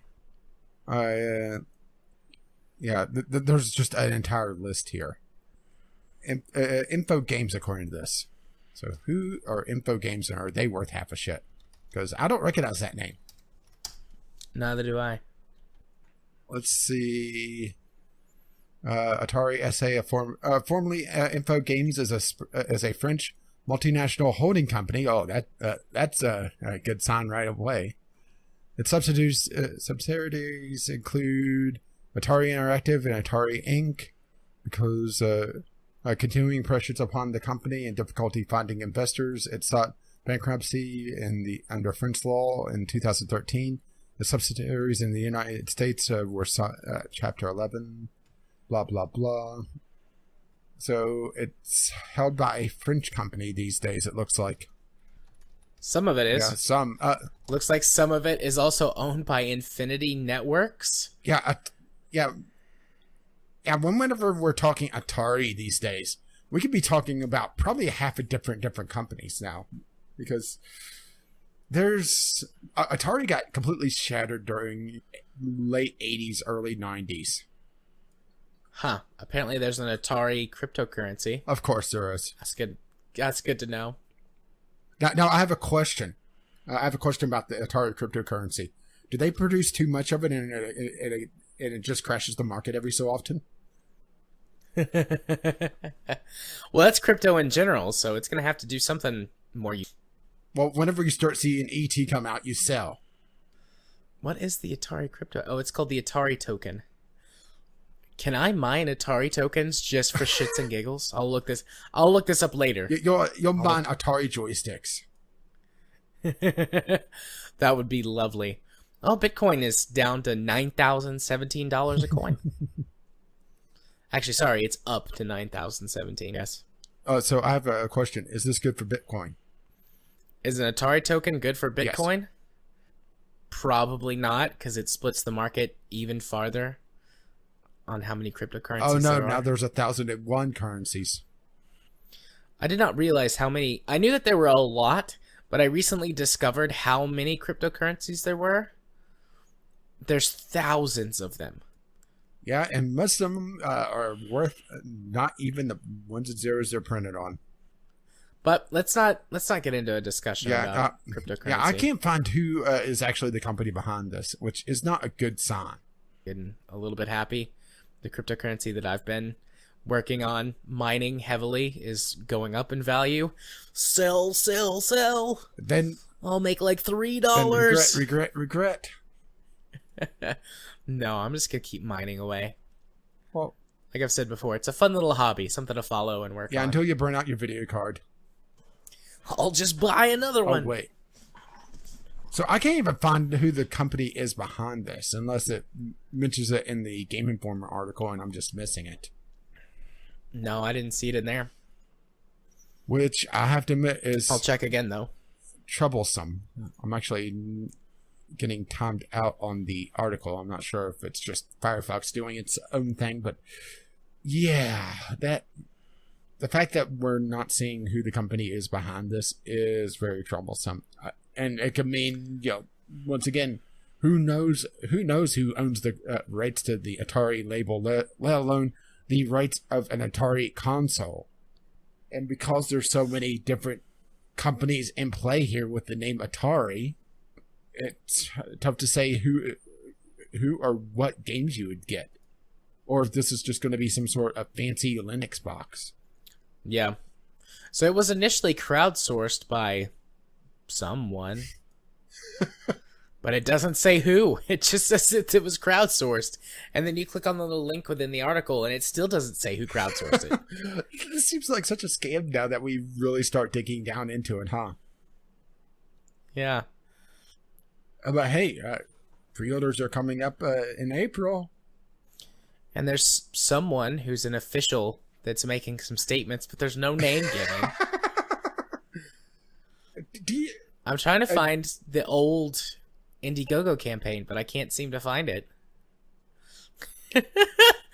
I don't think that this is a scam. I just think that this is weird. Maybe this is all just some elaborate April Fool's joke. Or it's an ARG. We found an ARG, guys. Quick, start mining Atari tokens. We got to get to the end of the blockchain. Gotta figure it out. Unfortunately, in order to figure it out, you have to suffer through ET. Okay, so apparently Atari put it up on Indiegogo, but it doesn't say which specific Atari, which subsidiary or branch or department. It just says Atari. We've got to be way overthinking this. Just like we're too familiar, and instead of just accepting it at face value, we're like, no, we've got to get to the bottom of this. Yeah, there's something strange going on with this. Indiegogo. I'm just gonna go search Indiegogo and see if I can find Okay, who wants to bet it's just going to list Atari, and that's it? Atari box. There are a lot of projects with Atari in the title on Indiegogo. Let's see if I can. Did they say specifically it was on Indiegogo? Yeah. Indiegogo might not keep a good history of projects. Compared to, I'm drawing a blank. What's the big one? The other one? Kickstarter? Kickstarter. Yeah. Kickstarter keeps really good history of projects. But maybe Indiegogo doesn't keep as good of a history. Well, I found it and it just literally is a couple pictures. Oh, okay. Well, I did not find it, so good job. You did it. I could Google. And their video is just a complete, it's slowly panning over one CGI box. And then it lights up with the Atari logo. Coming soon. Be the first to know. AtariBox.com. AtariBox.com. This may be a completely different one. Reinventing the way you game again. And that's an old Atari. Oh, there's the new one. No information. Amazing! 5 years from today, people are going to say, come over to my house so I can show them this new Atari game. This console's going to be amazing, says Marcus S. Marcus S. was definitely not paid for that statement. You know, the fun part is all this speculation and wondering, and by the time this episode releases, all the info should be out. See, that's fun. That's where it's fun, though. We can come back and comment on how wrong or how right we were. Well, we were right. It was an Atari of some sort. So what do you think the price of this is going to be? I say they're going to be completely out of touch and be $300. I was going to say they're probably going to shoot too high and go for $299. This would sell. This would definitely sell $100. It would probably sell really well at $150. At $200, you're at the point where most people are going to go, I don't know. And then they're going to go for $299, and then nobody's going to buy it.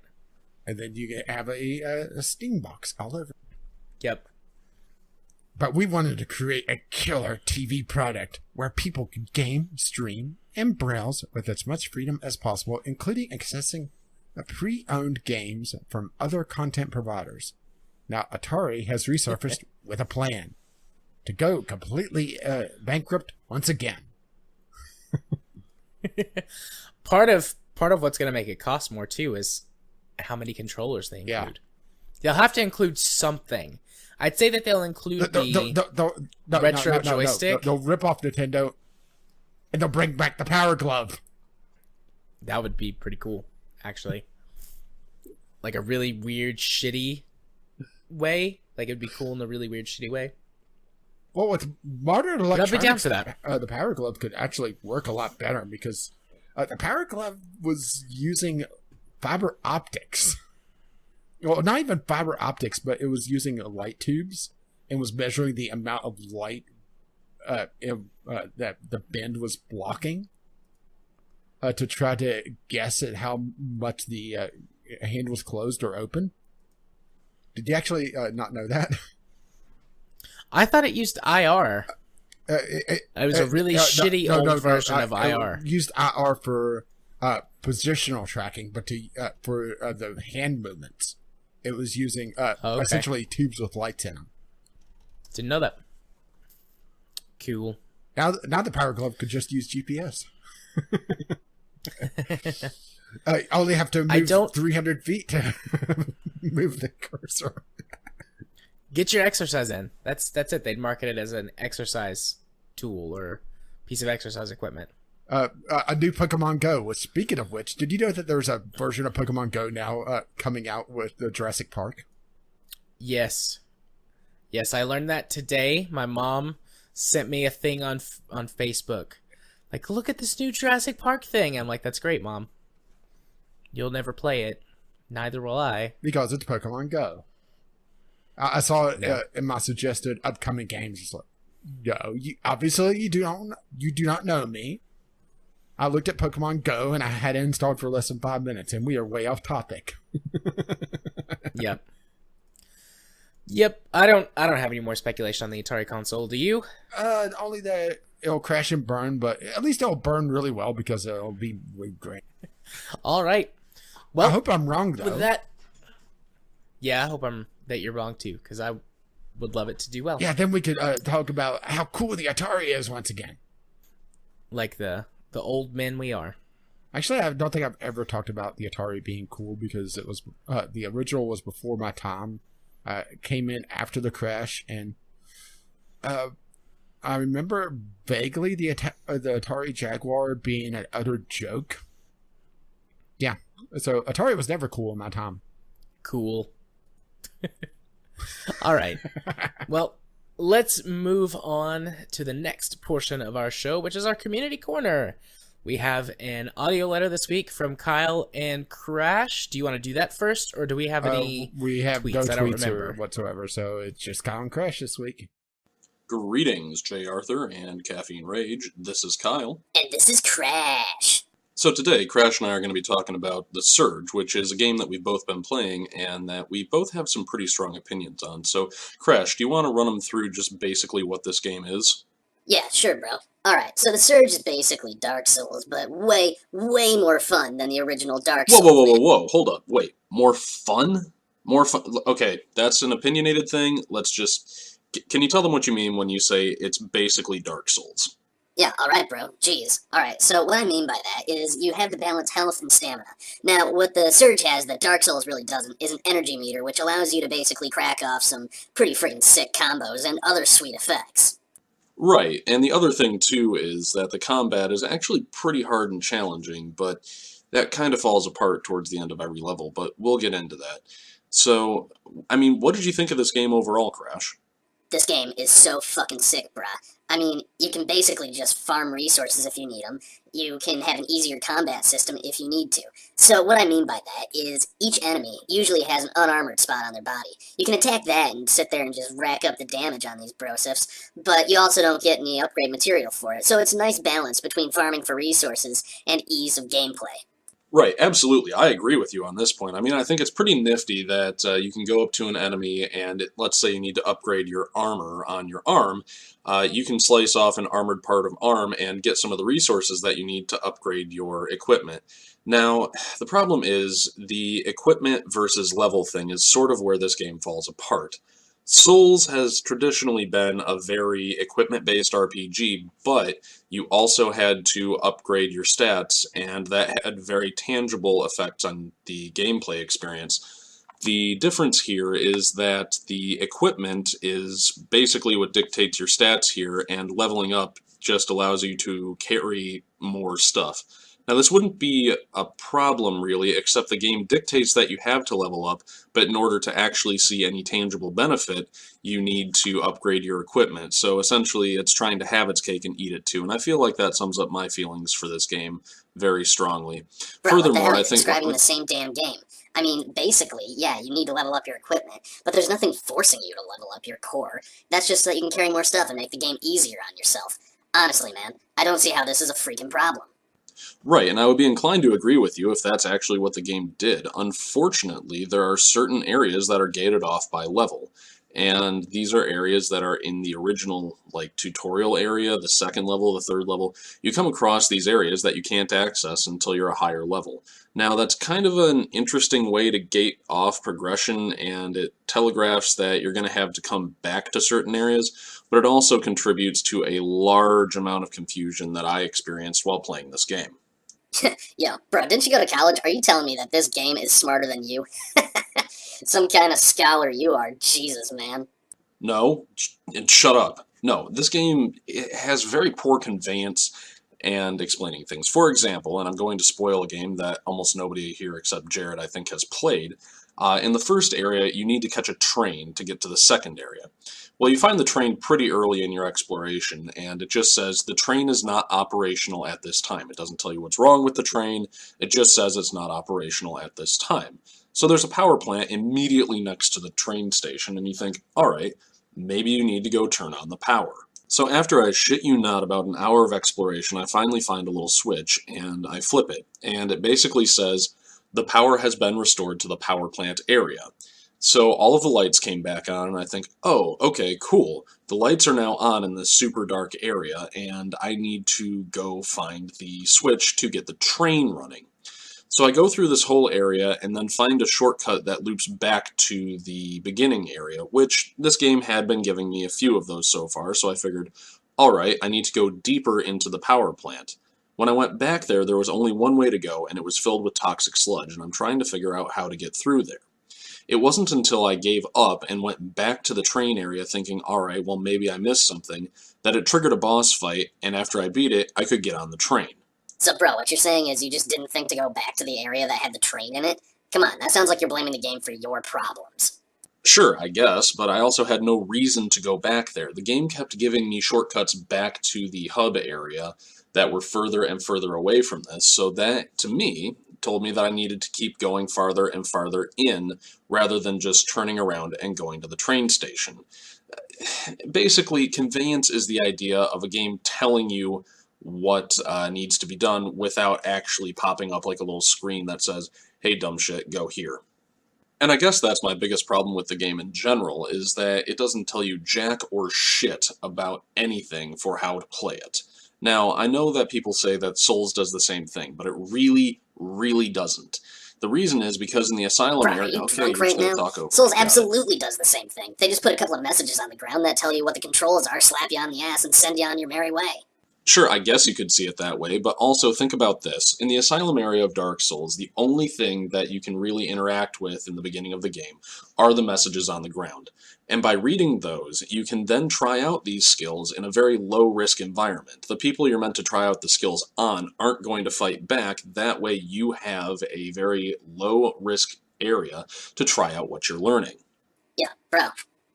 The Surge does the exact same thing, man. I mean, literally, your tutorial area is like you're just fighting these little bots that really don't do that much damage to you. And, you know, it's the same damn thing, right? On paper, yeah, it would kind of sound like that, but the main difference comes from level design, not necessarily how challenging the enemies are. Level design? Level design, bruh? Alright, I really can't wait to hear where you're going with this. Alright, calm down, you jumped up green little shit. So what I mean by that is the level design and the combat style match. For example, in Dark Souls, occasionally, yes, you do run into ambushes, but the combat is much more shield focused. That is to say, if you get into trouble, you can back up, shield up, and study your enemies while you have a relatively safe environment to do so. In Bloodborne, you don't really have this. You have a pistol and your primary weapon, and they generally don't drop ambushes on you for this reason. They present you with all of the information as you enter an area. And my problem is the Surge really doesn't do that. It has a Bloodborne-style combat, which is very fast, very fighty, but it has a Souls level design where you can still get ambushed. And this game does not handle fighting multiple enemies at the same time very well. Now, mind you, Souls doesn't really do that either, but as I said, in Souls, you have a shield and you can back up to where you can get the advantage. Yeah, bruh, you just need to kite and fight, bruh.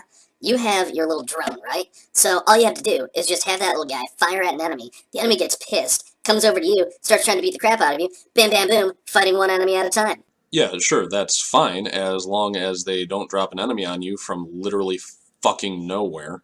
Yeah, alright, so that is pretty annoying, but hey, it's like Edge of Tomorrow, right?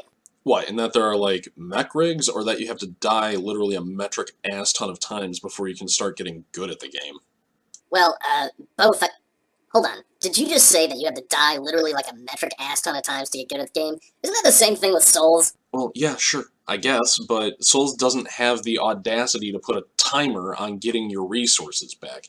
So, to explain, in Dark Souls, when you die, you lose all of your souls, and they go to the ground where you died. Now, if you can make it back there, you can get all of your souls back, but if you die before that, you get a new pile of souls from whatever you have on you at the time.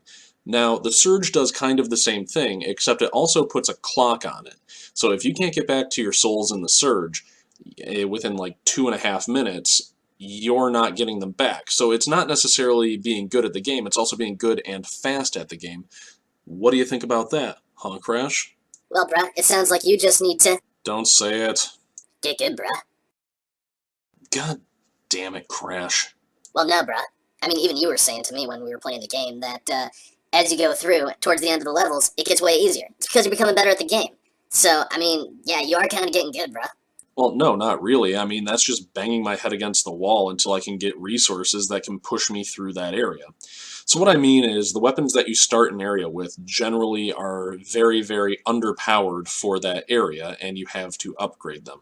It's not necessarily a matter of making do with what you have, it's you need to get the next biggest and best thing in order to brute force your way through an area. And that's not really a good way to design a game.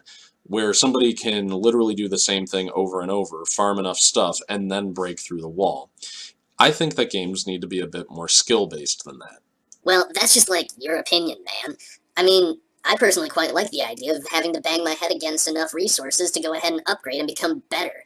It's the idea of player empowerment versus the idea of character empowerment. I love it when my character gets better, and therefore I get better at the game. It's basically two different thoughts. See, what Deck 13 was trying to do was bring the Souls mechanics into a futuristic setting, and I think they did a hell of a job, and they didn't really leave anything out. Solid Big Lebowski reference, but they didn't leave anything out? Are you sure about that, Crash? Where are you going with this, man? Well, this game takes place in the future. Now, I don't know what kind of future we're looking at, but I know that right now we have guns. And what I'm going to go ahead and claim is that this game would be so much better if you had ranged options in addition to your melee options. You'd be able to basically take a look at a group of enemies, pick off the most dangerous ones, and then go in and fight it in your own time. Now, Souls does this. You have pyromancy, magic, and good old-fashioned bow and arrows if you need them. Yeah, bro. Okay, so what you're saying is you want to take a melee-focused game and add guns to it? So what, you want to just go play Gears of War 2 or something? No, that's not what I'm saying at all. I'm saying that if the game treated ranged options like Souls treats magic, it would have made the game so much more tolerable. For example, those ambush areas, well, if you get ambushed, you can start backing up, picking off the most threatening enemies, and then going in to finish up with melee. And that would be a good way to get around having a shield. I mean, Bloodborne did that too. Now, the pistols in Bloodborne were basically designed to help parry enemies, but it was a way for you to target enemies that you wanted to remove first. The fact of the matter is, Deck 13 got pretty close to making a Soulsborne game, and I don't know, I feel like it's just missing something, whether it's shields, whether it's better ranged options, whether it's combat that doesn't make me want to throw my computer across the room.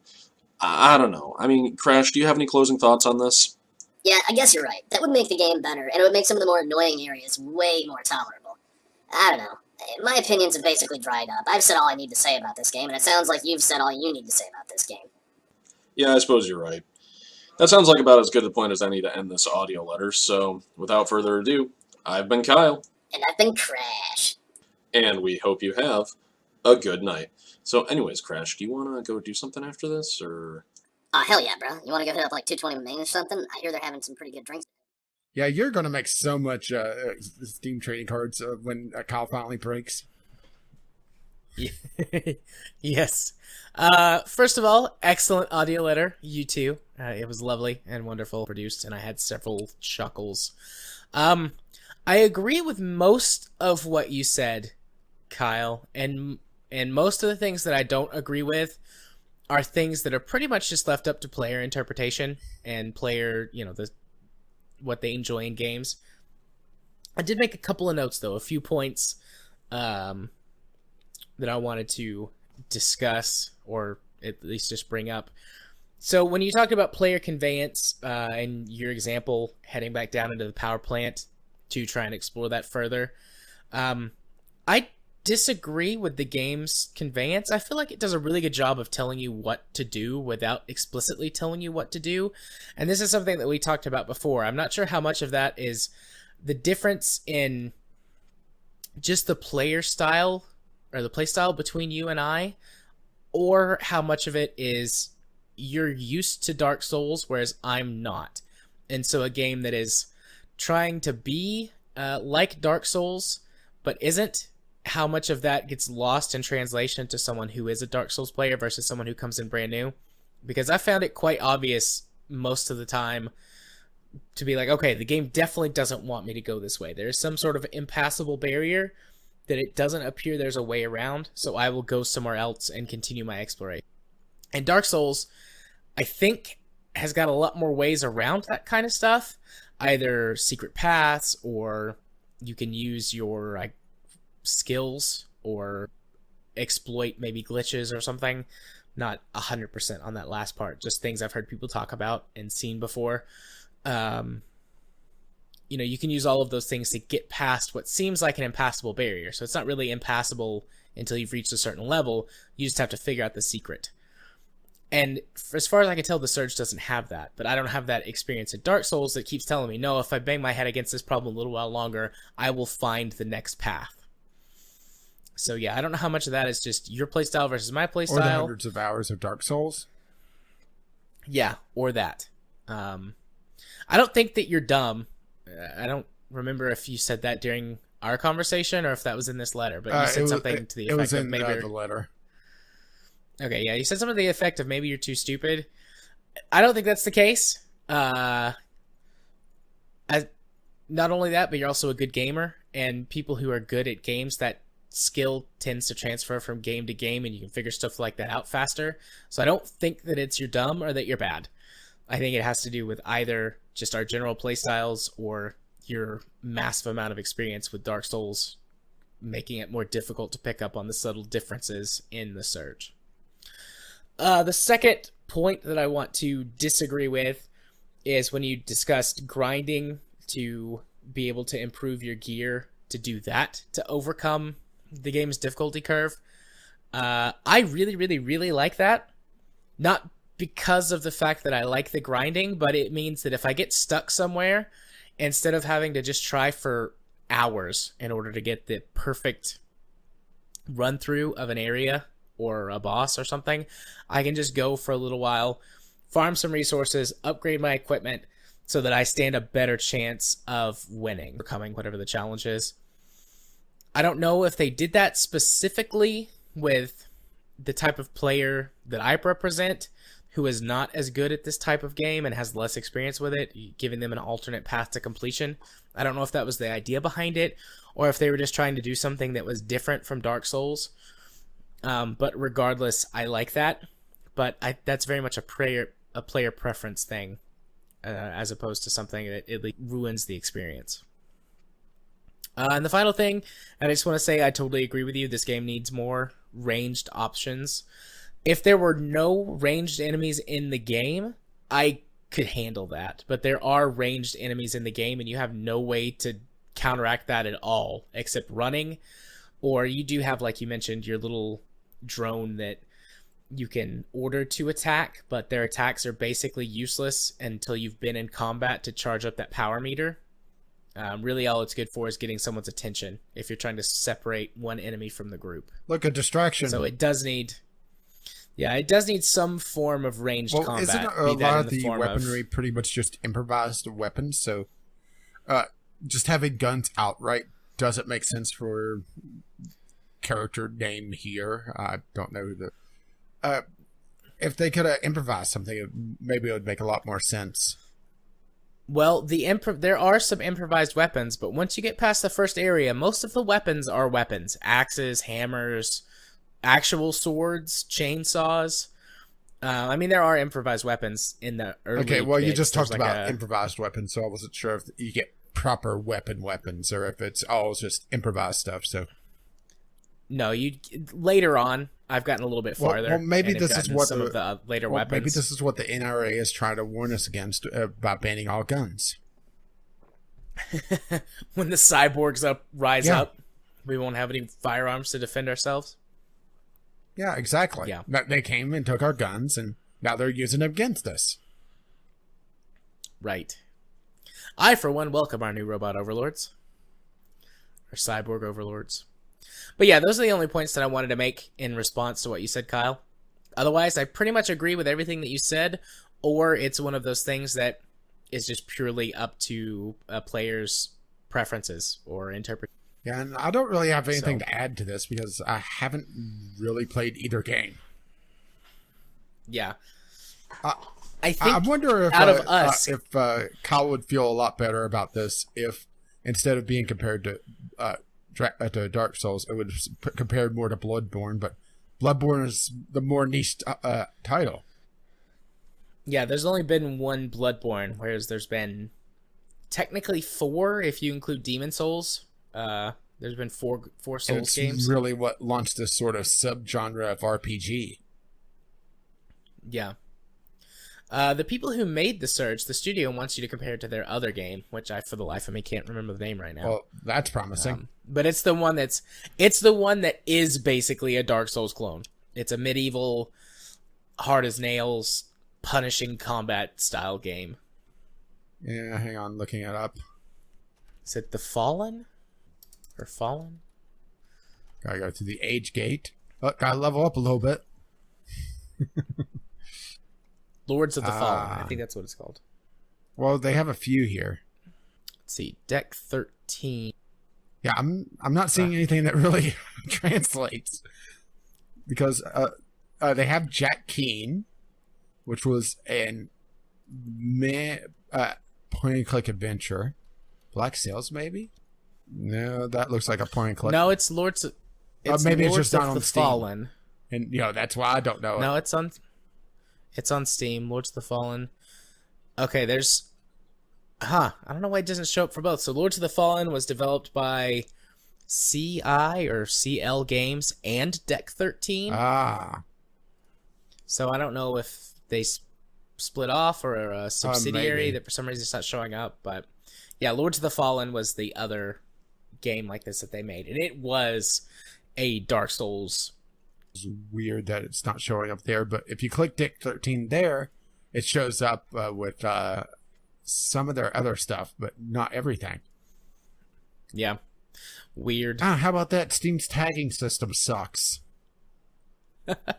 Who would have thought that would happen? And who would expect for Steam Direct to make things even worse? No one expects the Spanish Inquisition. I did. All right. Well, yeah, that's all I have to say about that. And there were no tweets or anything. Well, before we hit the music, if you wish to send in an email, you don't have to be as insane as Kyle or have an imaginary sidekick. You can just send it to vglpodcast@gmail.com or tweet us, VGLpodcast, on the Twitter. Because that's where you usually tweet stuff, unless you're a bird. Indeed. Well, it's time for the doobly-doo up in the Discovery queue when we go for the theme song. Yeah, and I immediately get something interesting. I did too. But I've closed out the show notes, so I need to bring that back up. So you go ahead and go first. I'll go first. So I got the Darwin Project. We saw this at E3 last year. I actually have a full copy of that. Oh, do you? Because I got into the beta. I didn't get a chance to play it. And they said everyone that got into the beta, keep it. Which makes me wonder just how are they going to monetize it. Because they gave away a lot of copies.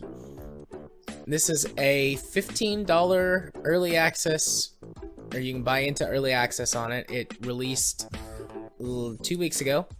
And it's a Battle Royale game, but it is a much smaller Battle Royale game. It's only 10 players instead of 100. Yeah, and it's more action-focused, so that may solve some of the problems that you're having. Yeah. What is the Darwin Project's player numbers?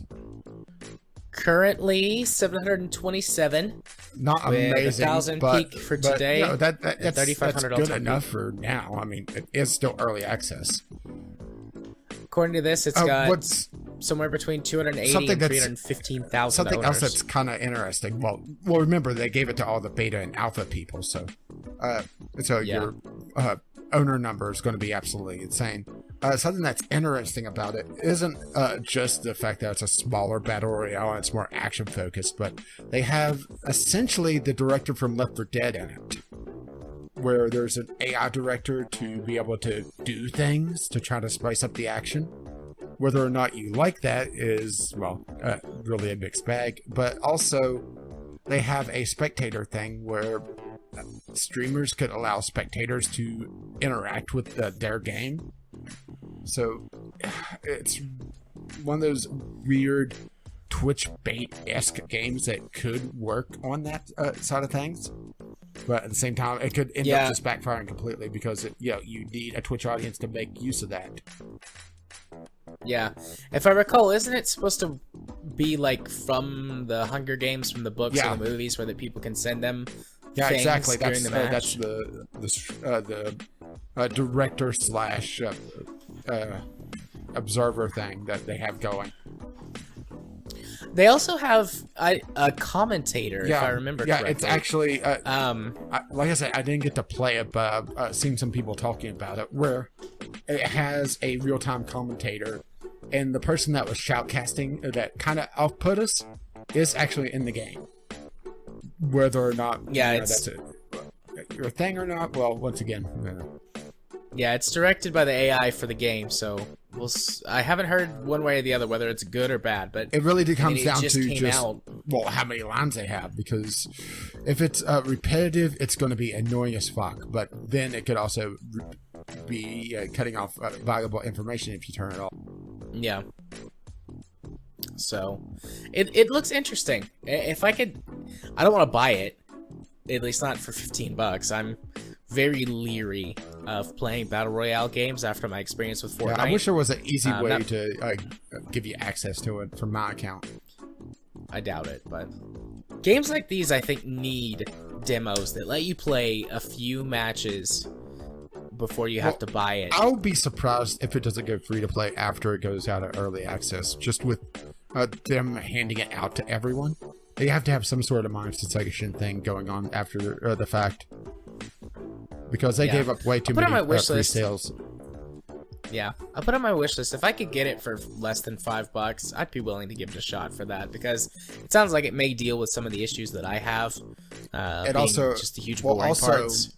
Another thing is that they have a more survival aspect. Not just, oh crap, I need to stay out of line of sight of things, but also you have to manage your body temperature because it's taking place in essentially the nighttime of the long dark where you're freezing to death. Yeah. So you have to occasionally warm up somehow, either near a fire or build a fire, which also gives away your position. It's, like I said, it's very interesting. I haven't had a chance to sit down and play it yet. Maybe I should. But because it's so action-oriented, it's kind of the opposite side of the problem, because I don't like games that are too over the top. Yeah, because if they're trying to be a Battle Royale game, but if it becomes basically any other multiplayer game, then you're losing sort of what they're trying to accomplish. Battle Royale feel, which is still fairly unique. There's a lot of games that are trying to do Battle Royale modes, but only a couple that have really come to the surface so far. Yeah, there's actually quite oversaturated. There's a lot of Battle Royale games out there that I don't think you realize. A lot of very, very small indies are trying to put out just a Battle Royale, trying to capture something. Yeah. But there's so many that's just dead by the wayside. So, yeah, I'm sure there's more out there than I realize, but I guess what I'm getting at is there's only a few that have become, or only a couple that have gotten really popular. So the market doesn't feel oversaturated yet. But at the same time, match sizes are a hell of a lot larger, so only fewer can survive. Yeah. So, shall we move on? Mine, this isn't going to be nearly as long, I hope, because we got talking about Battle Royales and everything. I got Devil May Cry HD Collection, which is the remake of Devil May Cry 2, and Devil May Cry 3 Special Edition in one collection. But there are some people saying that it's having issues at 144 hertz. It's running too fast, so there's a bug going on with that if you're running ultra high frame rates. I've never actually sat down and played a Devil May Cry game. I know they're incredibly popular, but just never played them. I've played a few Devil May Cry They've been more games. of a console thing, haven't they? Yeah, they were on... I think they've been PlayStation exclusive for most of their... I will say that... most of the titles. It's obvious these are very old games just from the screenshots of very muddy textures, very blocky environments. But they're, you're not going to rebuild the entire game. There's no way to do it, but it's an... Have you... it's always fun to see these remake collections come up on Steam as a way to play games that I wouldn't have otherwise, because it's... I wouldn't be able to play them. People bitch and moan about the Switch, which, yes, I realize. Yeah, we're seeing Skyrim released for the 30th time, but there's also other games that are coming out that haven't been re-released through the end of time. So you were saying? Yeah, well, for one, for this collection, the first 3 Devil May Cry games are the best games in terms of writing and storytelling The gameplay is still fine on the newer Devil May Cry games, but the writing gets a whole lot worse. They're pretty campy, and they're just ridiculously silly and over the top, which is part of their charm. The gameplay is pretty solid. I mean, Bayonetta borrows a lot from the Devil May Cry series, so if you've played Bayonetta and liked it, you'll probably like Devil May Cry. Well, I've never gotten to play Bayonetta either. Okay. So this is a complete question mark. There you go. And I've picked up something else interesting. Oh, you got that douchebag? I know what this. Okay, so I know what this game is. I haven't done this in a while, but I'm putting a game on my list so that you can see it and not buy it. Super Seducer: How to Talk to Girls. I can't remember if we mentioned this guy on the podcast. I know we talked he's about been it. DMCAing reviewers, saying that he's a kind of a creep, which he is definitely a creep. What this game is, it's marketed as a way to teach you how to be able to pick up women. I will say that is true. You just don't do anything he says you should. Yeah, basically what it is he's weird and creepy and is showing you how to neg girls, which negging is a way to supposedly pick up women by making them feel bad about themselves, sort of like lowering their self-esteem so that you can bring them home with you. It's really shitty, it's really manipulative, and there's been some actual psychological studies done on negging after it became popular or really widespread about, I don't know, 10, 12 years ago, and it doesn't work. It just doesn't work. Most of the time, whenever you pick up someone by using negging, the reason that it seems to work so often is that people are attracted to confidence, and if you can confidently tell someone that they look terrible, lots of times they'll sort of be interested because you're so confident. So if you can walk the line between, I'm confident enough to speak my mind, I'm still an asshole, but I'm not quite the biggest asshole in the room. Like, if you can walk that line, you can pick up chicks. But there's so much better ways to do that by just being confident and open and outgoing. But anyways, yeah, this guy is a dick. He's put up several DMCA claims, and there was a whole mess with PR and lawyers and things, and there's Jim Sterling did several YouTube videos about this. There's been other people who've done YouTube videos. Just do a quick search on the YouTubes and you'll find out a lot of reasons not to buy this game. Let's put it but I just wanted to highlight that it's a FMV game, so YouTube it if you really want to see the absolute dumpster fire. Yep, it's a trash game made by a trash person, and you should not buy it. Well, it's actually been prevented from going on PlayStation 4 like it was planned. Yeah, I think it was after he had his little outburst and drew unwanted negative attention to the game and himself. So, all right, what was your next one? I have The Council. This is a rather interesting looking adventure game from Big Bad Wolf. And published by Focus Home Interactive. Not a lot to talk about here. It's just a very interesting looking adventure game.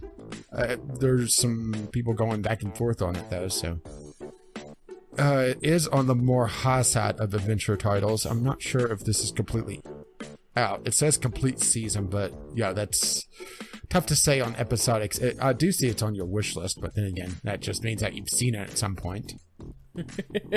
Pretty much. I will say that there is some rather impressive old people faces in this, for lack of a better term. You know, very weathered and old people.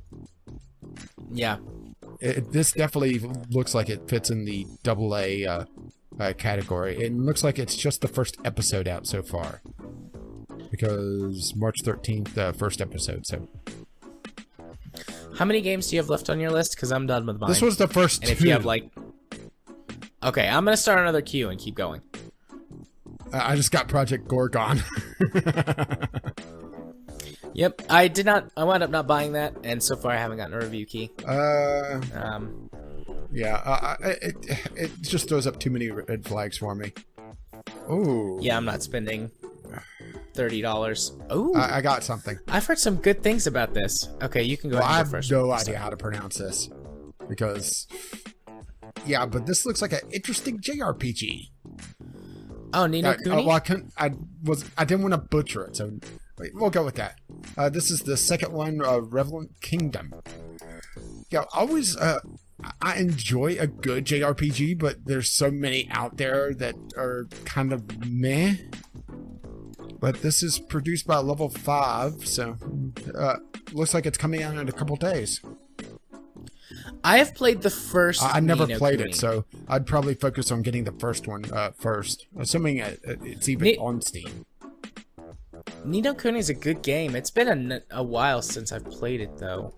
Unless I'm thinking of another game. I don't see the No, it looks like only Ni no Kuni 2 is on Steam. I'll have to look into this because it's an impressive looking one. Looks like it has some town building in it, like Dark Cloud. Yeah, 2010 was the year that Ni no Kuni, the first So Ni no that Kuni puts was it released. PlayStation 3 era, Xbox 360. Yeah, PlayStation 3. I played this in college. I had a friend who had it. It's a really cute, fun game. And the first one did have some of that building from Dark Cloud in it as well, which is one of the reasons I liked it. I saw the screenshot mentioning some buildings, so I did like my Dark Cloud. Yeah. All right. My next game that I found, or got on my list, was Where the Water Tastes Like Wine. I've seen some stuff like that.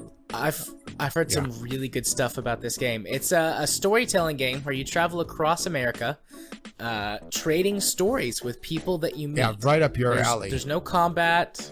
I think there's some puzzle solving, but it's mostly just exploring and just having experiences with people in the game.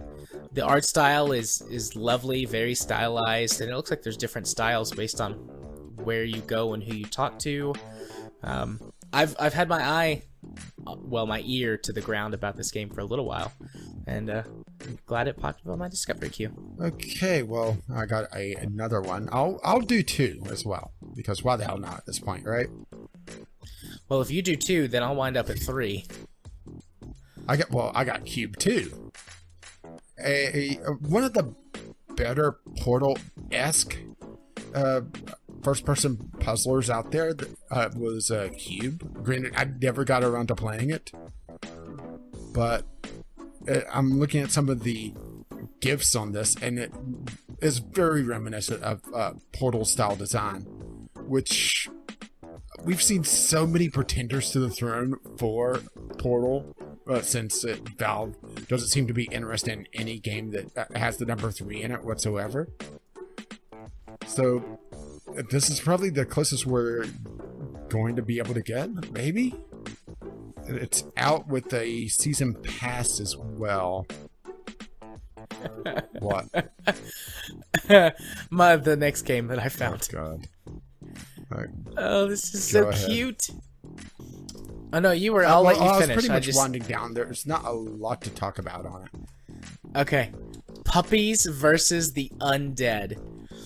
This is a very, very cute, cel-shaded board game / tower defense game where you're defeating zombies with puppies.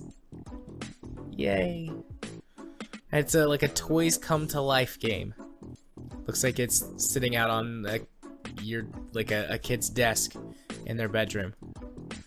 This looks so cute. Has a sort of a Playbook. It had this style sort of where you're looking down at something. Yeah. That is interesting. Ooh, this is another one that looks interesting. Dead Maze, 2D MMO game, where you explore, craft, and build to survive in a hostile environment with zombies. Drop the link. Are zombie games like coming around again? Or maybe you're just hitting a bunch of them. Maybe. I would say Fortnite, but Fortnite's not on Steam, so it wouldn't be getting it from there. Oh, it's free to play. Shit. I'm gonna install this right now, or at least queue it up for install. So Find out next week how good or bad it is. Blitzkrieg Anthology.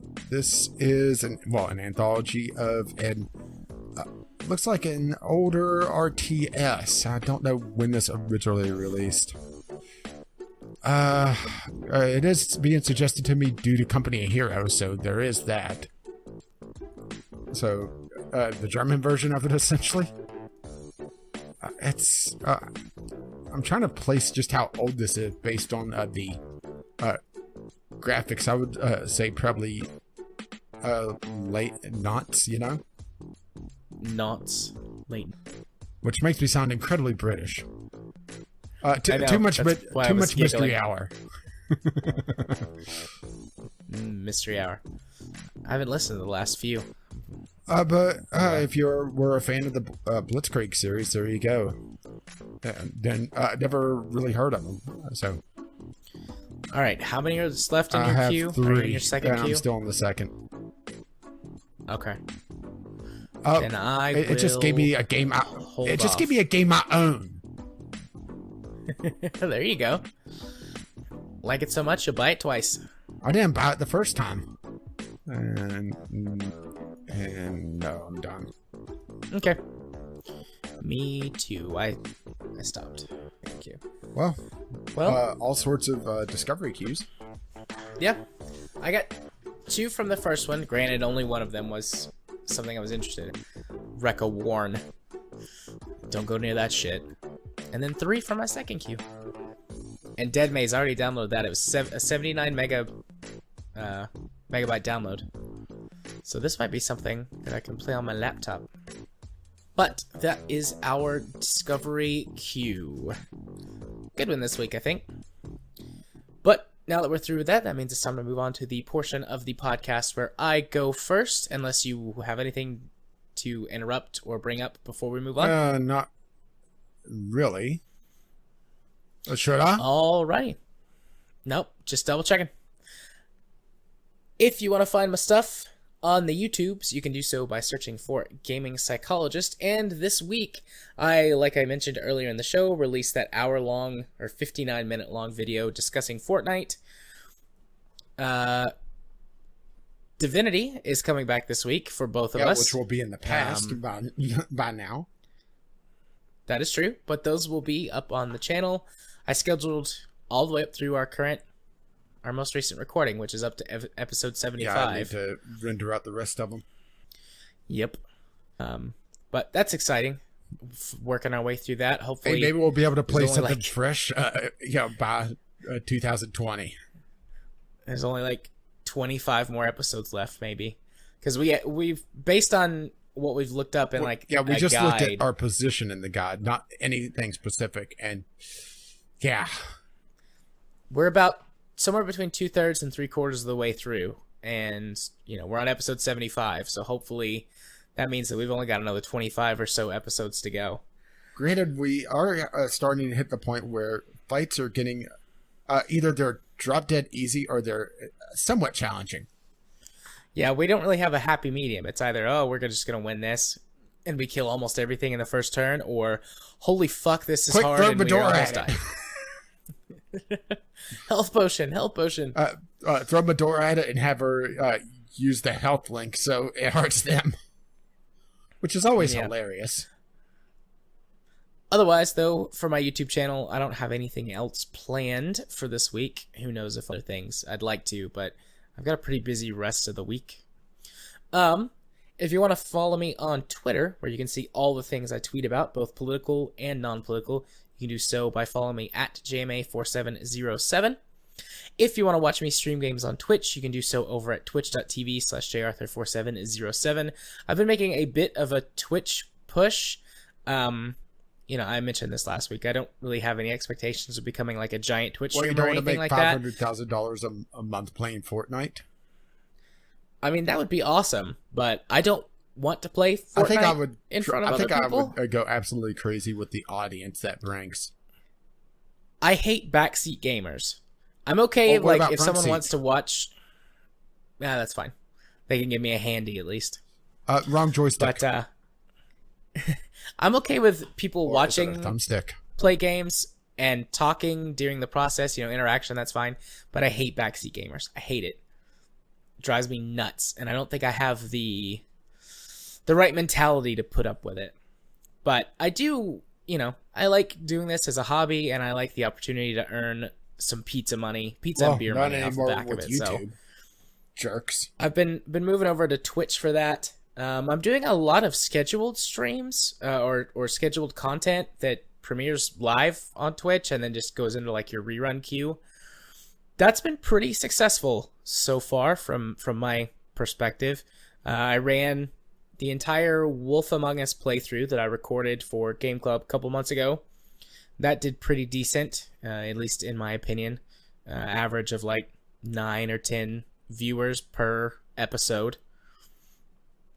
I'm running new videos that I would also put on YouTube, on Twitch first, and then they come up on YouTube. I'm thinking about taking Divinity and going all the way back to the beginning and re-uploading that. Although there might be some issues because you can't download videos off of your YouTube channel if they have copyright claims filed on them. And some of those videos do have copyright claims filed on them for reasons. And I don't keep a backlog or Not a local that far back. backup I that far back. usually Yeah. hold a few weeks. I keep the last 10 episodes on reserve just in case, and then they get cycled through. So I might use like a YouTube like clip downloader or something to pull down the whole video. I don't know. I'm thinking about doing that. But I have added VGL podcast stuff to my Twitch channel, and it's the first thing on my like at the bottom of the channel where you have like, here's all the rest of my stuff. The VGL podcast is the first link. Also, the podcast is going to start running live every Tuesday night at around the time we record. So the previous week's episode will be running while we're recording. I'm looking at my was- Divinity. I don't see any copyright claims. See, I had a few that got copyright claimed back in the really old videos, like in the first I'm 10 looking at the or 20. entire run from 1, and I don't see a single copyright hit. Well, YouTube copyright has never been consistent. But anyways, so a lot of stuff is going on over on Twitch. I want to do some more live streaming, but since I decided to make a push that direction, I haven't really had any extra time to live stream. I've had a lot of stuff that I've been working on. Yeah, that's why I otherwise. like. We've been getting our taxes That's why ready. I like pre-made content. Well, for one, Yeah. hard to backseat game me if I'm in the past. Well, Yeah. at least with that attitude. But also, I could set up most of the stuff ahead of time. Granted, we'll get to it when I get to my stuff. Yeah. But anyways, twitch.tv/jarthur4707. There's a lot more stuff going on over there, and I hope it does well. I did have one odd thing I tweeted about. I had 2.3 or 2.4 viewers on one video, and that was not average viewers. That was total viewers. And I was like, how do you get 2.3 viewers? It's weird. Well, they prescribe to the old style of census where the slaves are only part of a person. Oh boy. That seems problematic. Well, look at it this way.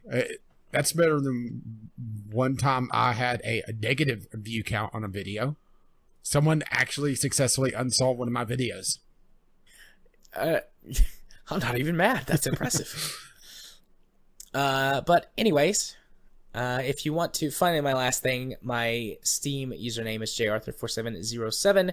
I accept all friend requests from the lovely listeners and love to have lovely conversations with you about all sorts of things. Some of them lovely, some of them not so much, but hey, that's okay. And if you wish to let them know exactly what episode of the podcast you're coming from, the password for this week is wood grain. Oh yeah. Wood grain.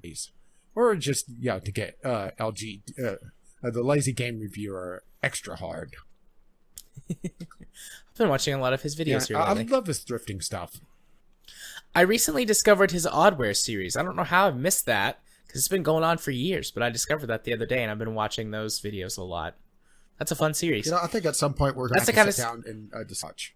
because we've done podcasters, We should do but that. not ever YouTubers. And I have We should more do than that. a few cooking YouTubers I've watched, which may interest you. So, Maybe. but speaking of YouTubers, let's talk about my stuff first. Alright. So I mentioned, having a problem, and it's Civilization. I'm not in a no-win scenario, but at the same time, I'm at the point where it's not exactly fun to grind out. And I've sat and I've looked at looked around and thought about this, and especially with some of the other stuff I could be doing instead.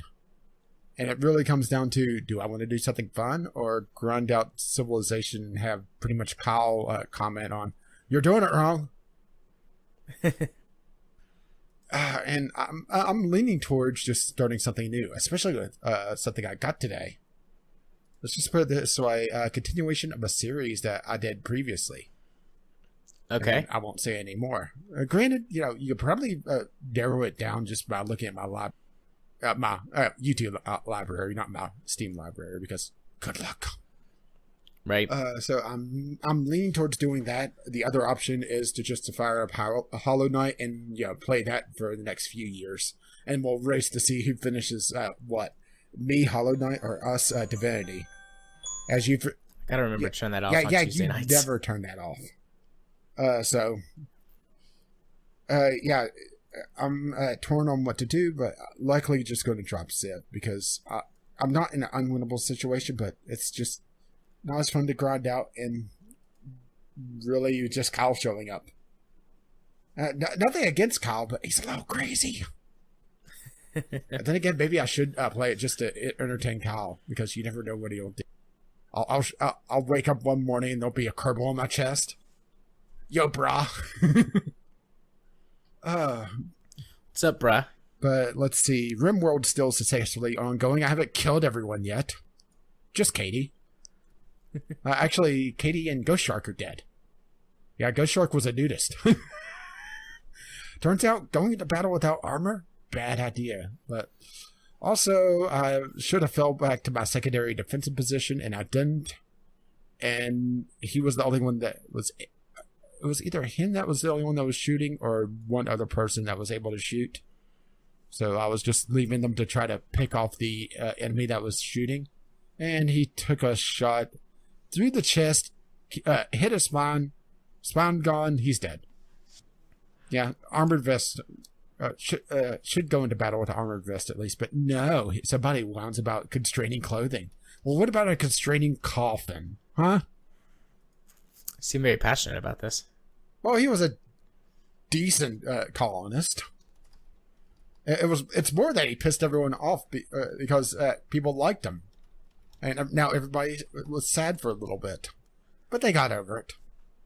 They had some tea and, talked it out. Very therapeutic. We'll just see if Chemist is better at dodging bullets. Because he's next up on the name list. And, of course, since you mentioned it, I'll mention it as well. Divinity is coming back. I'll have the next 3 upload. Just need to set them up on my channel. We'll be releasing them pretty much at the same time. Should be good to go there. Sunday Sampler should be good as well, depending on what I get, of course, because that's always a question mark until about Thursday, usually, unless I get something absolutely amazing. Which, if I do, you can find that over on Gaming with Caffeine Rage, or just see me tweet about getting absolute jack shit over at Gaming OCR with who knows what else. But if you wish to tell us what you wish to talk about, you can email us once again, vglpodcast@gmail.com, with your letters, voicemails, gaming-related topics, and you do not have to be insane to be able to do that. Do not let Kyle be your litmus test. Or you just tweet us, VGL Podcast, if Kyle has scared you. Have I picked on Kyle enough? Sure. For right now. Okay. But if you wish to pay for our absolute madness, our own brand of insanity, you can do so. Patreon.com/VGL Podcast, which has paid for our website, VGLpodcast.podbean.com, which has our RSS feed. I went seal for a moment. Never go full seal. Next thing you know, I'll be urinating on teenage girls. Oh my. Too far? Or is that R. Kelly? I always, I don't listen to that type of music, so I get the artist confused. Neither do I, so I don't know. Well, we do know that the president likes to be on the receiving end, so let's just stick with that.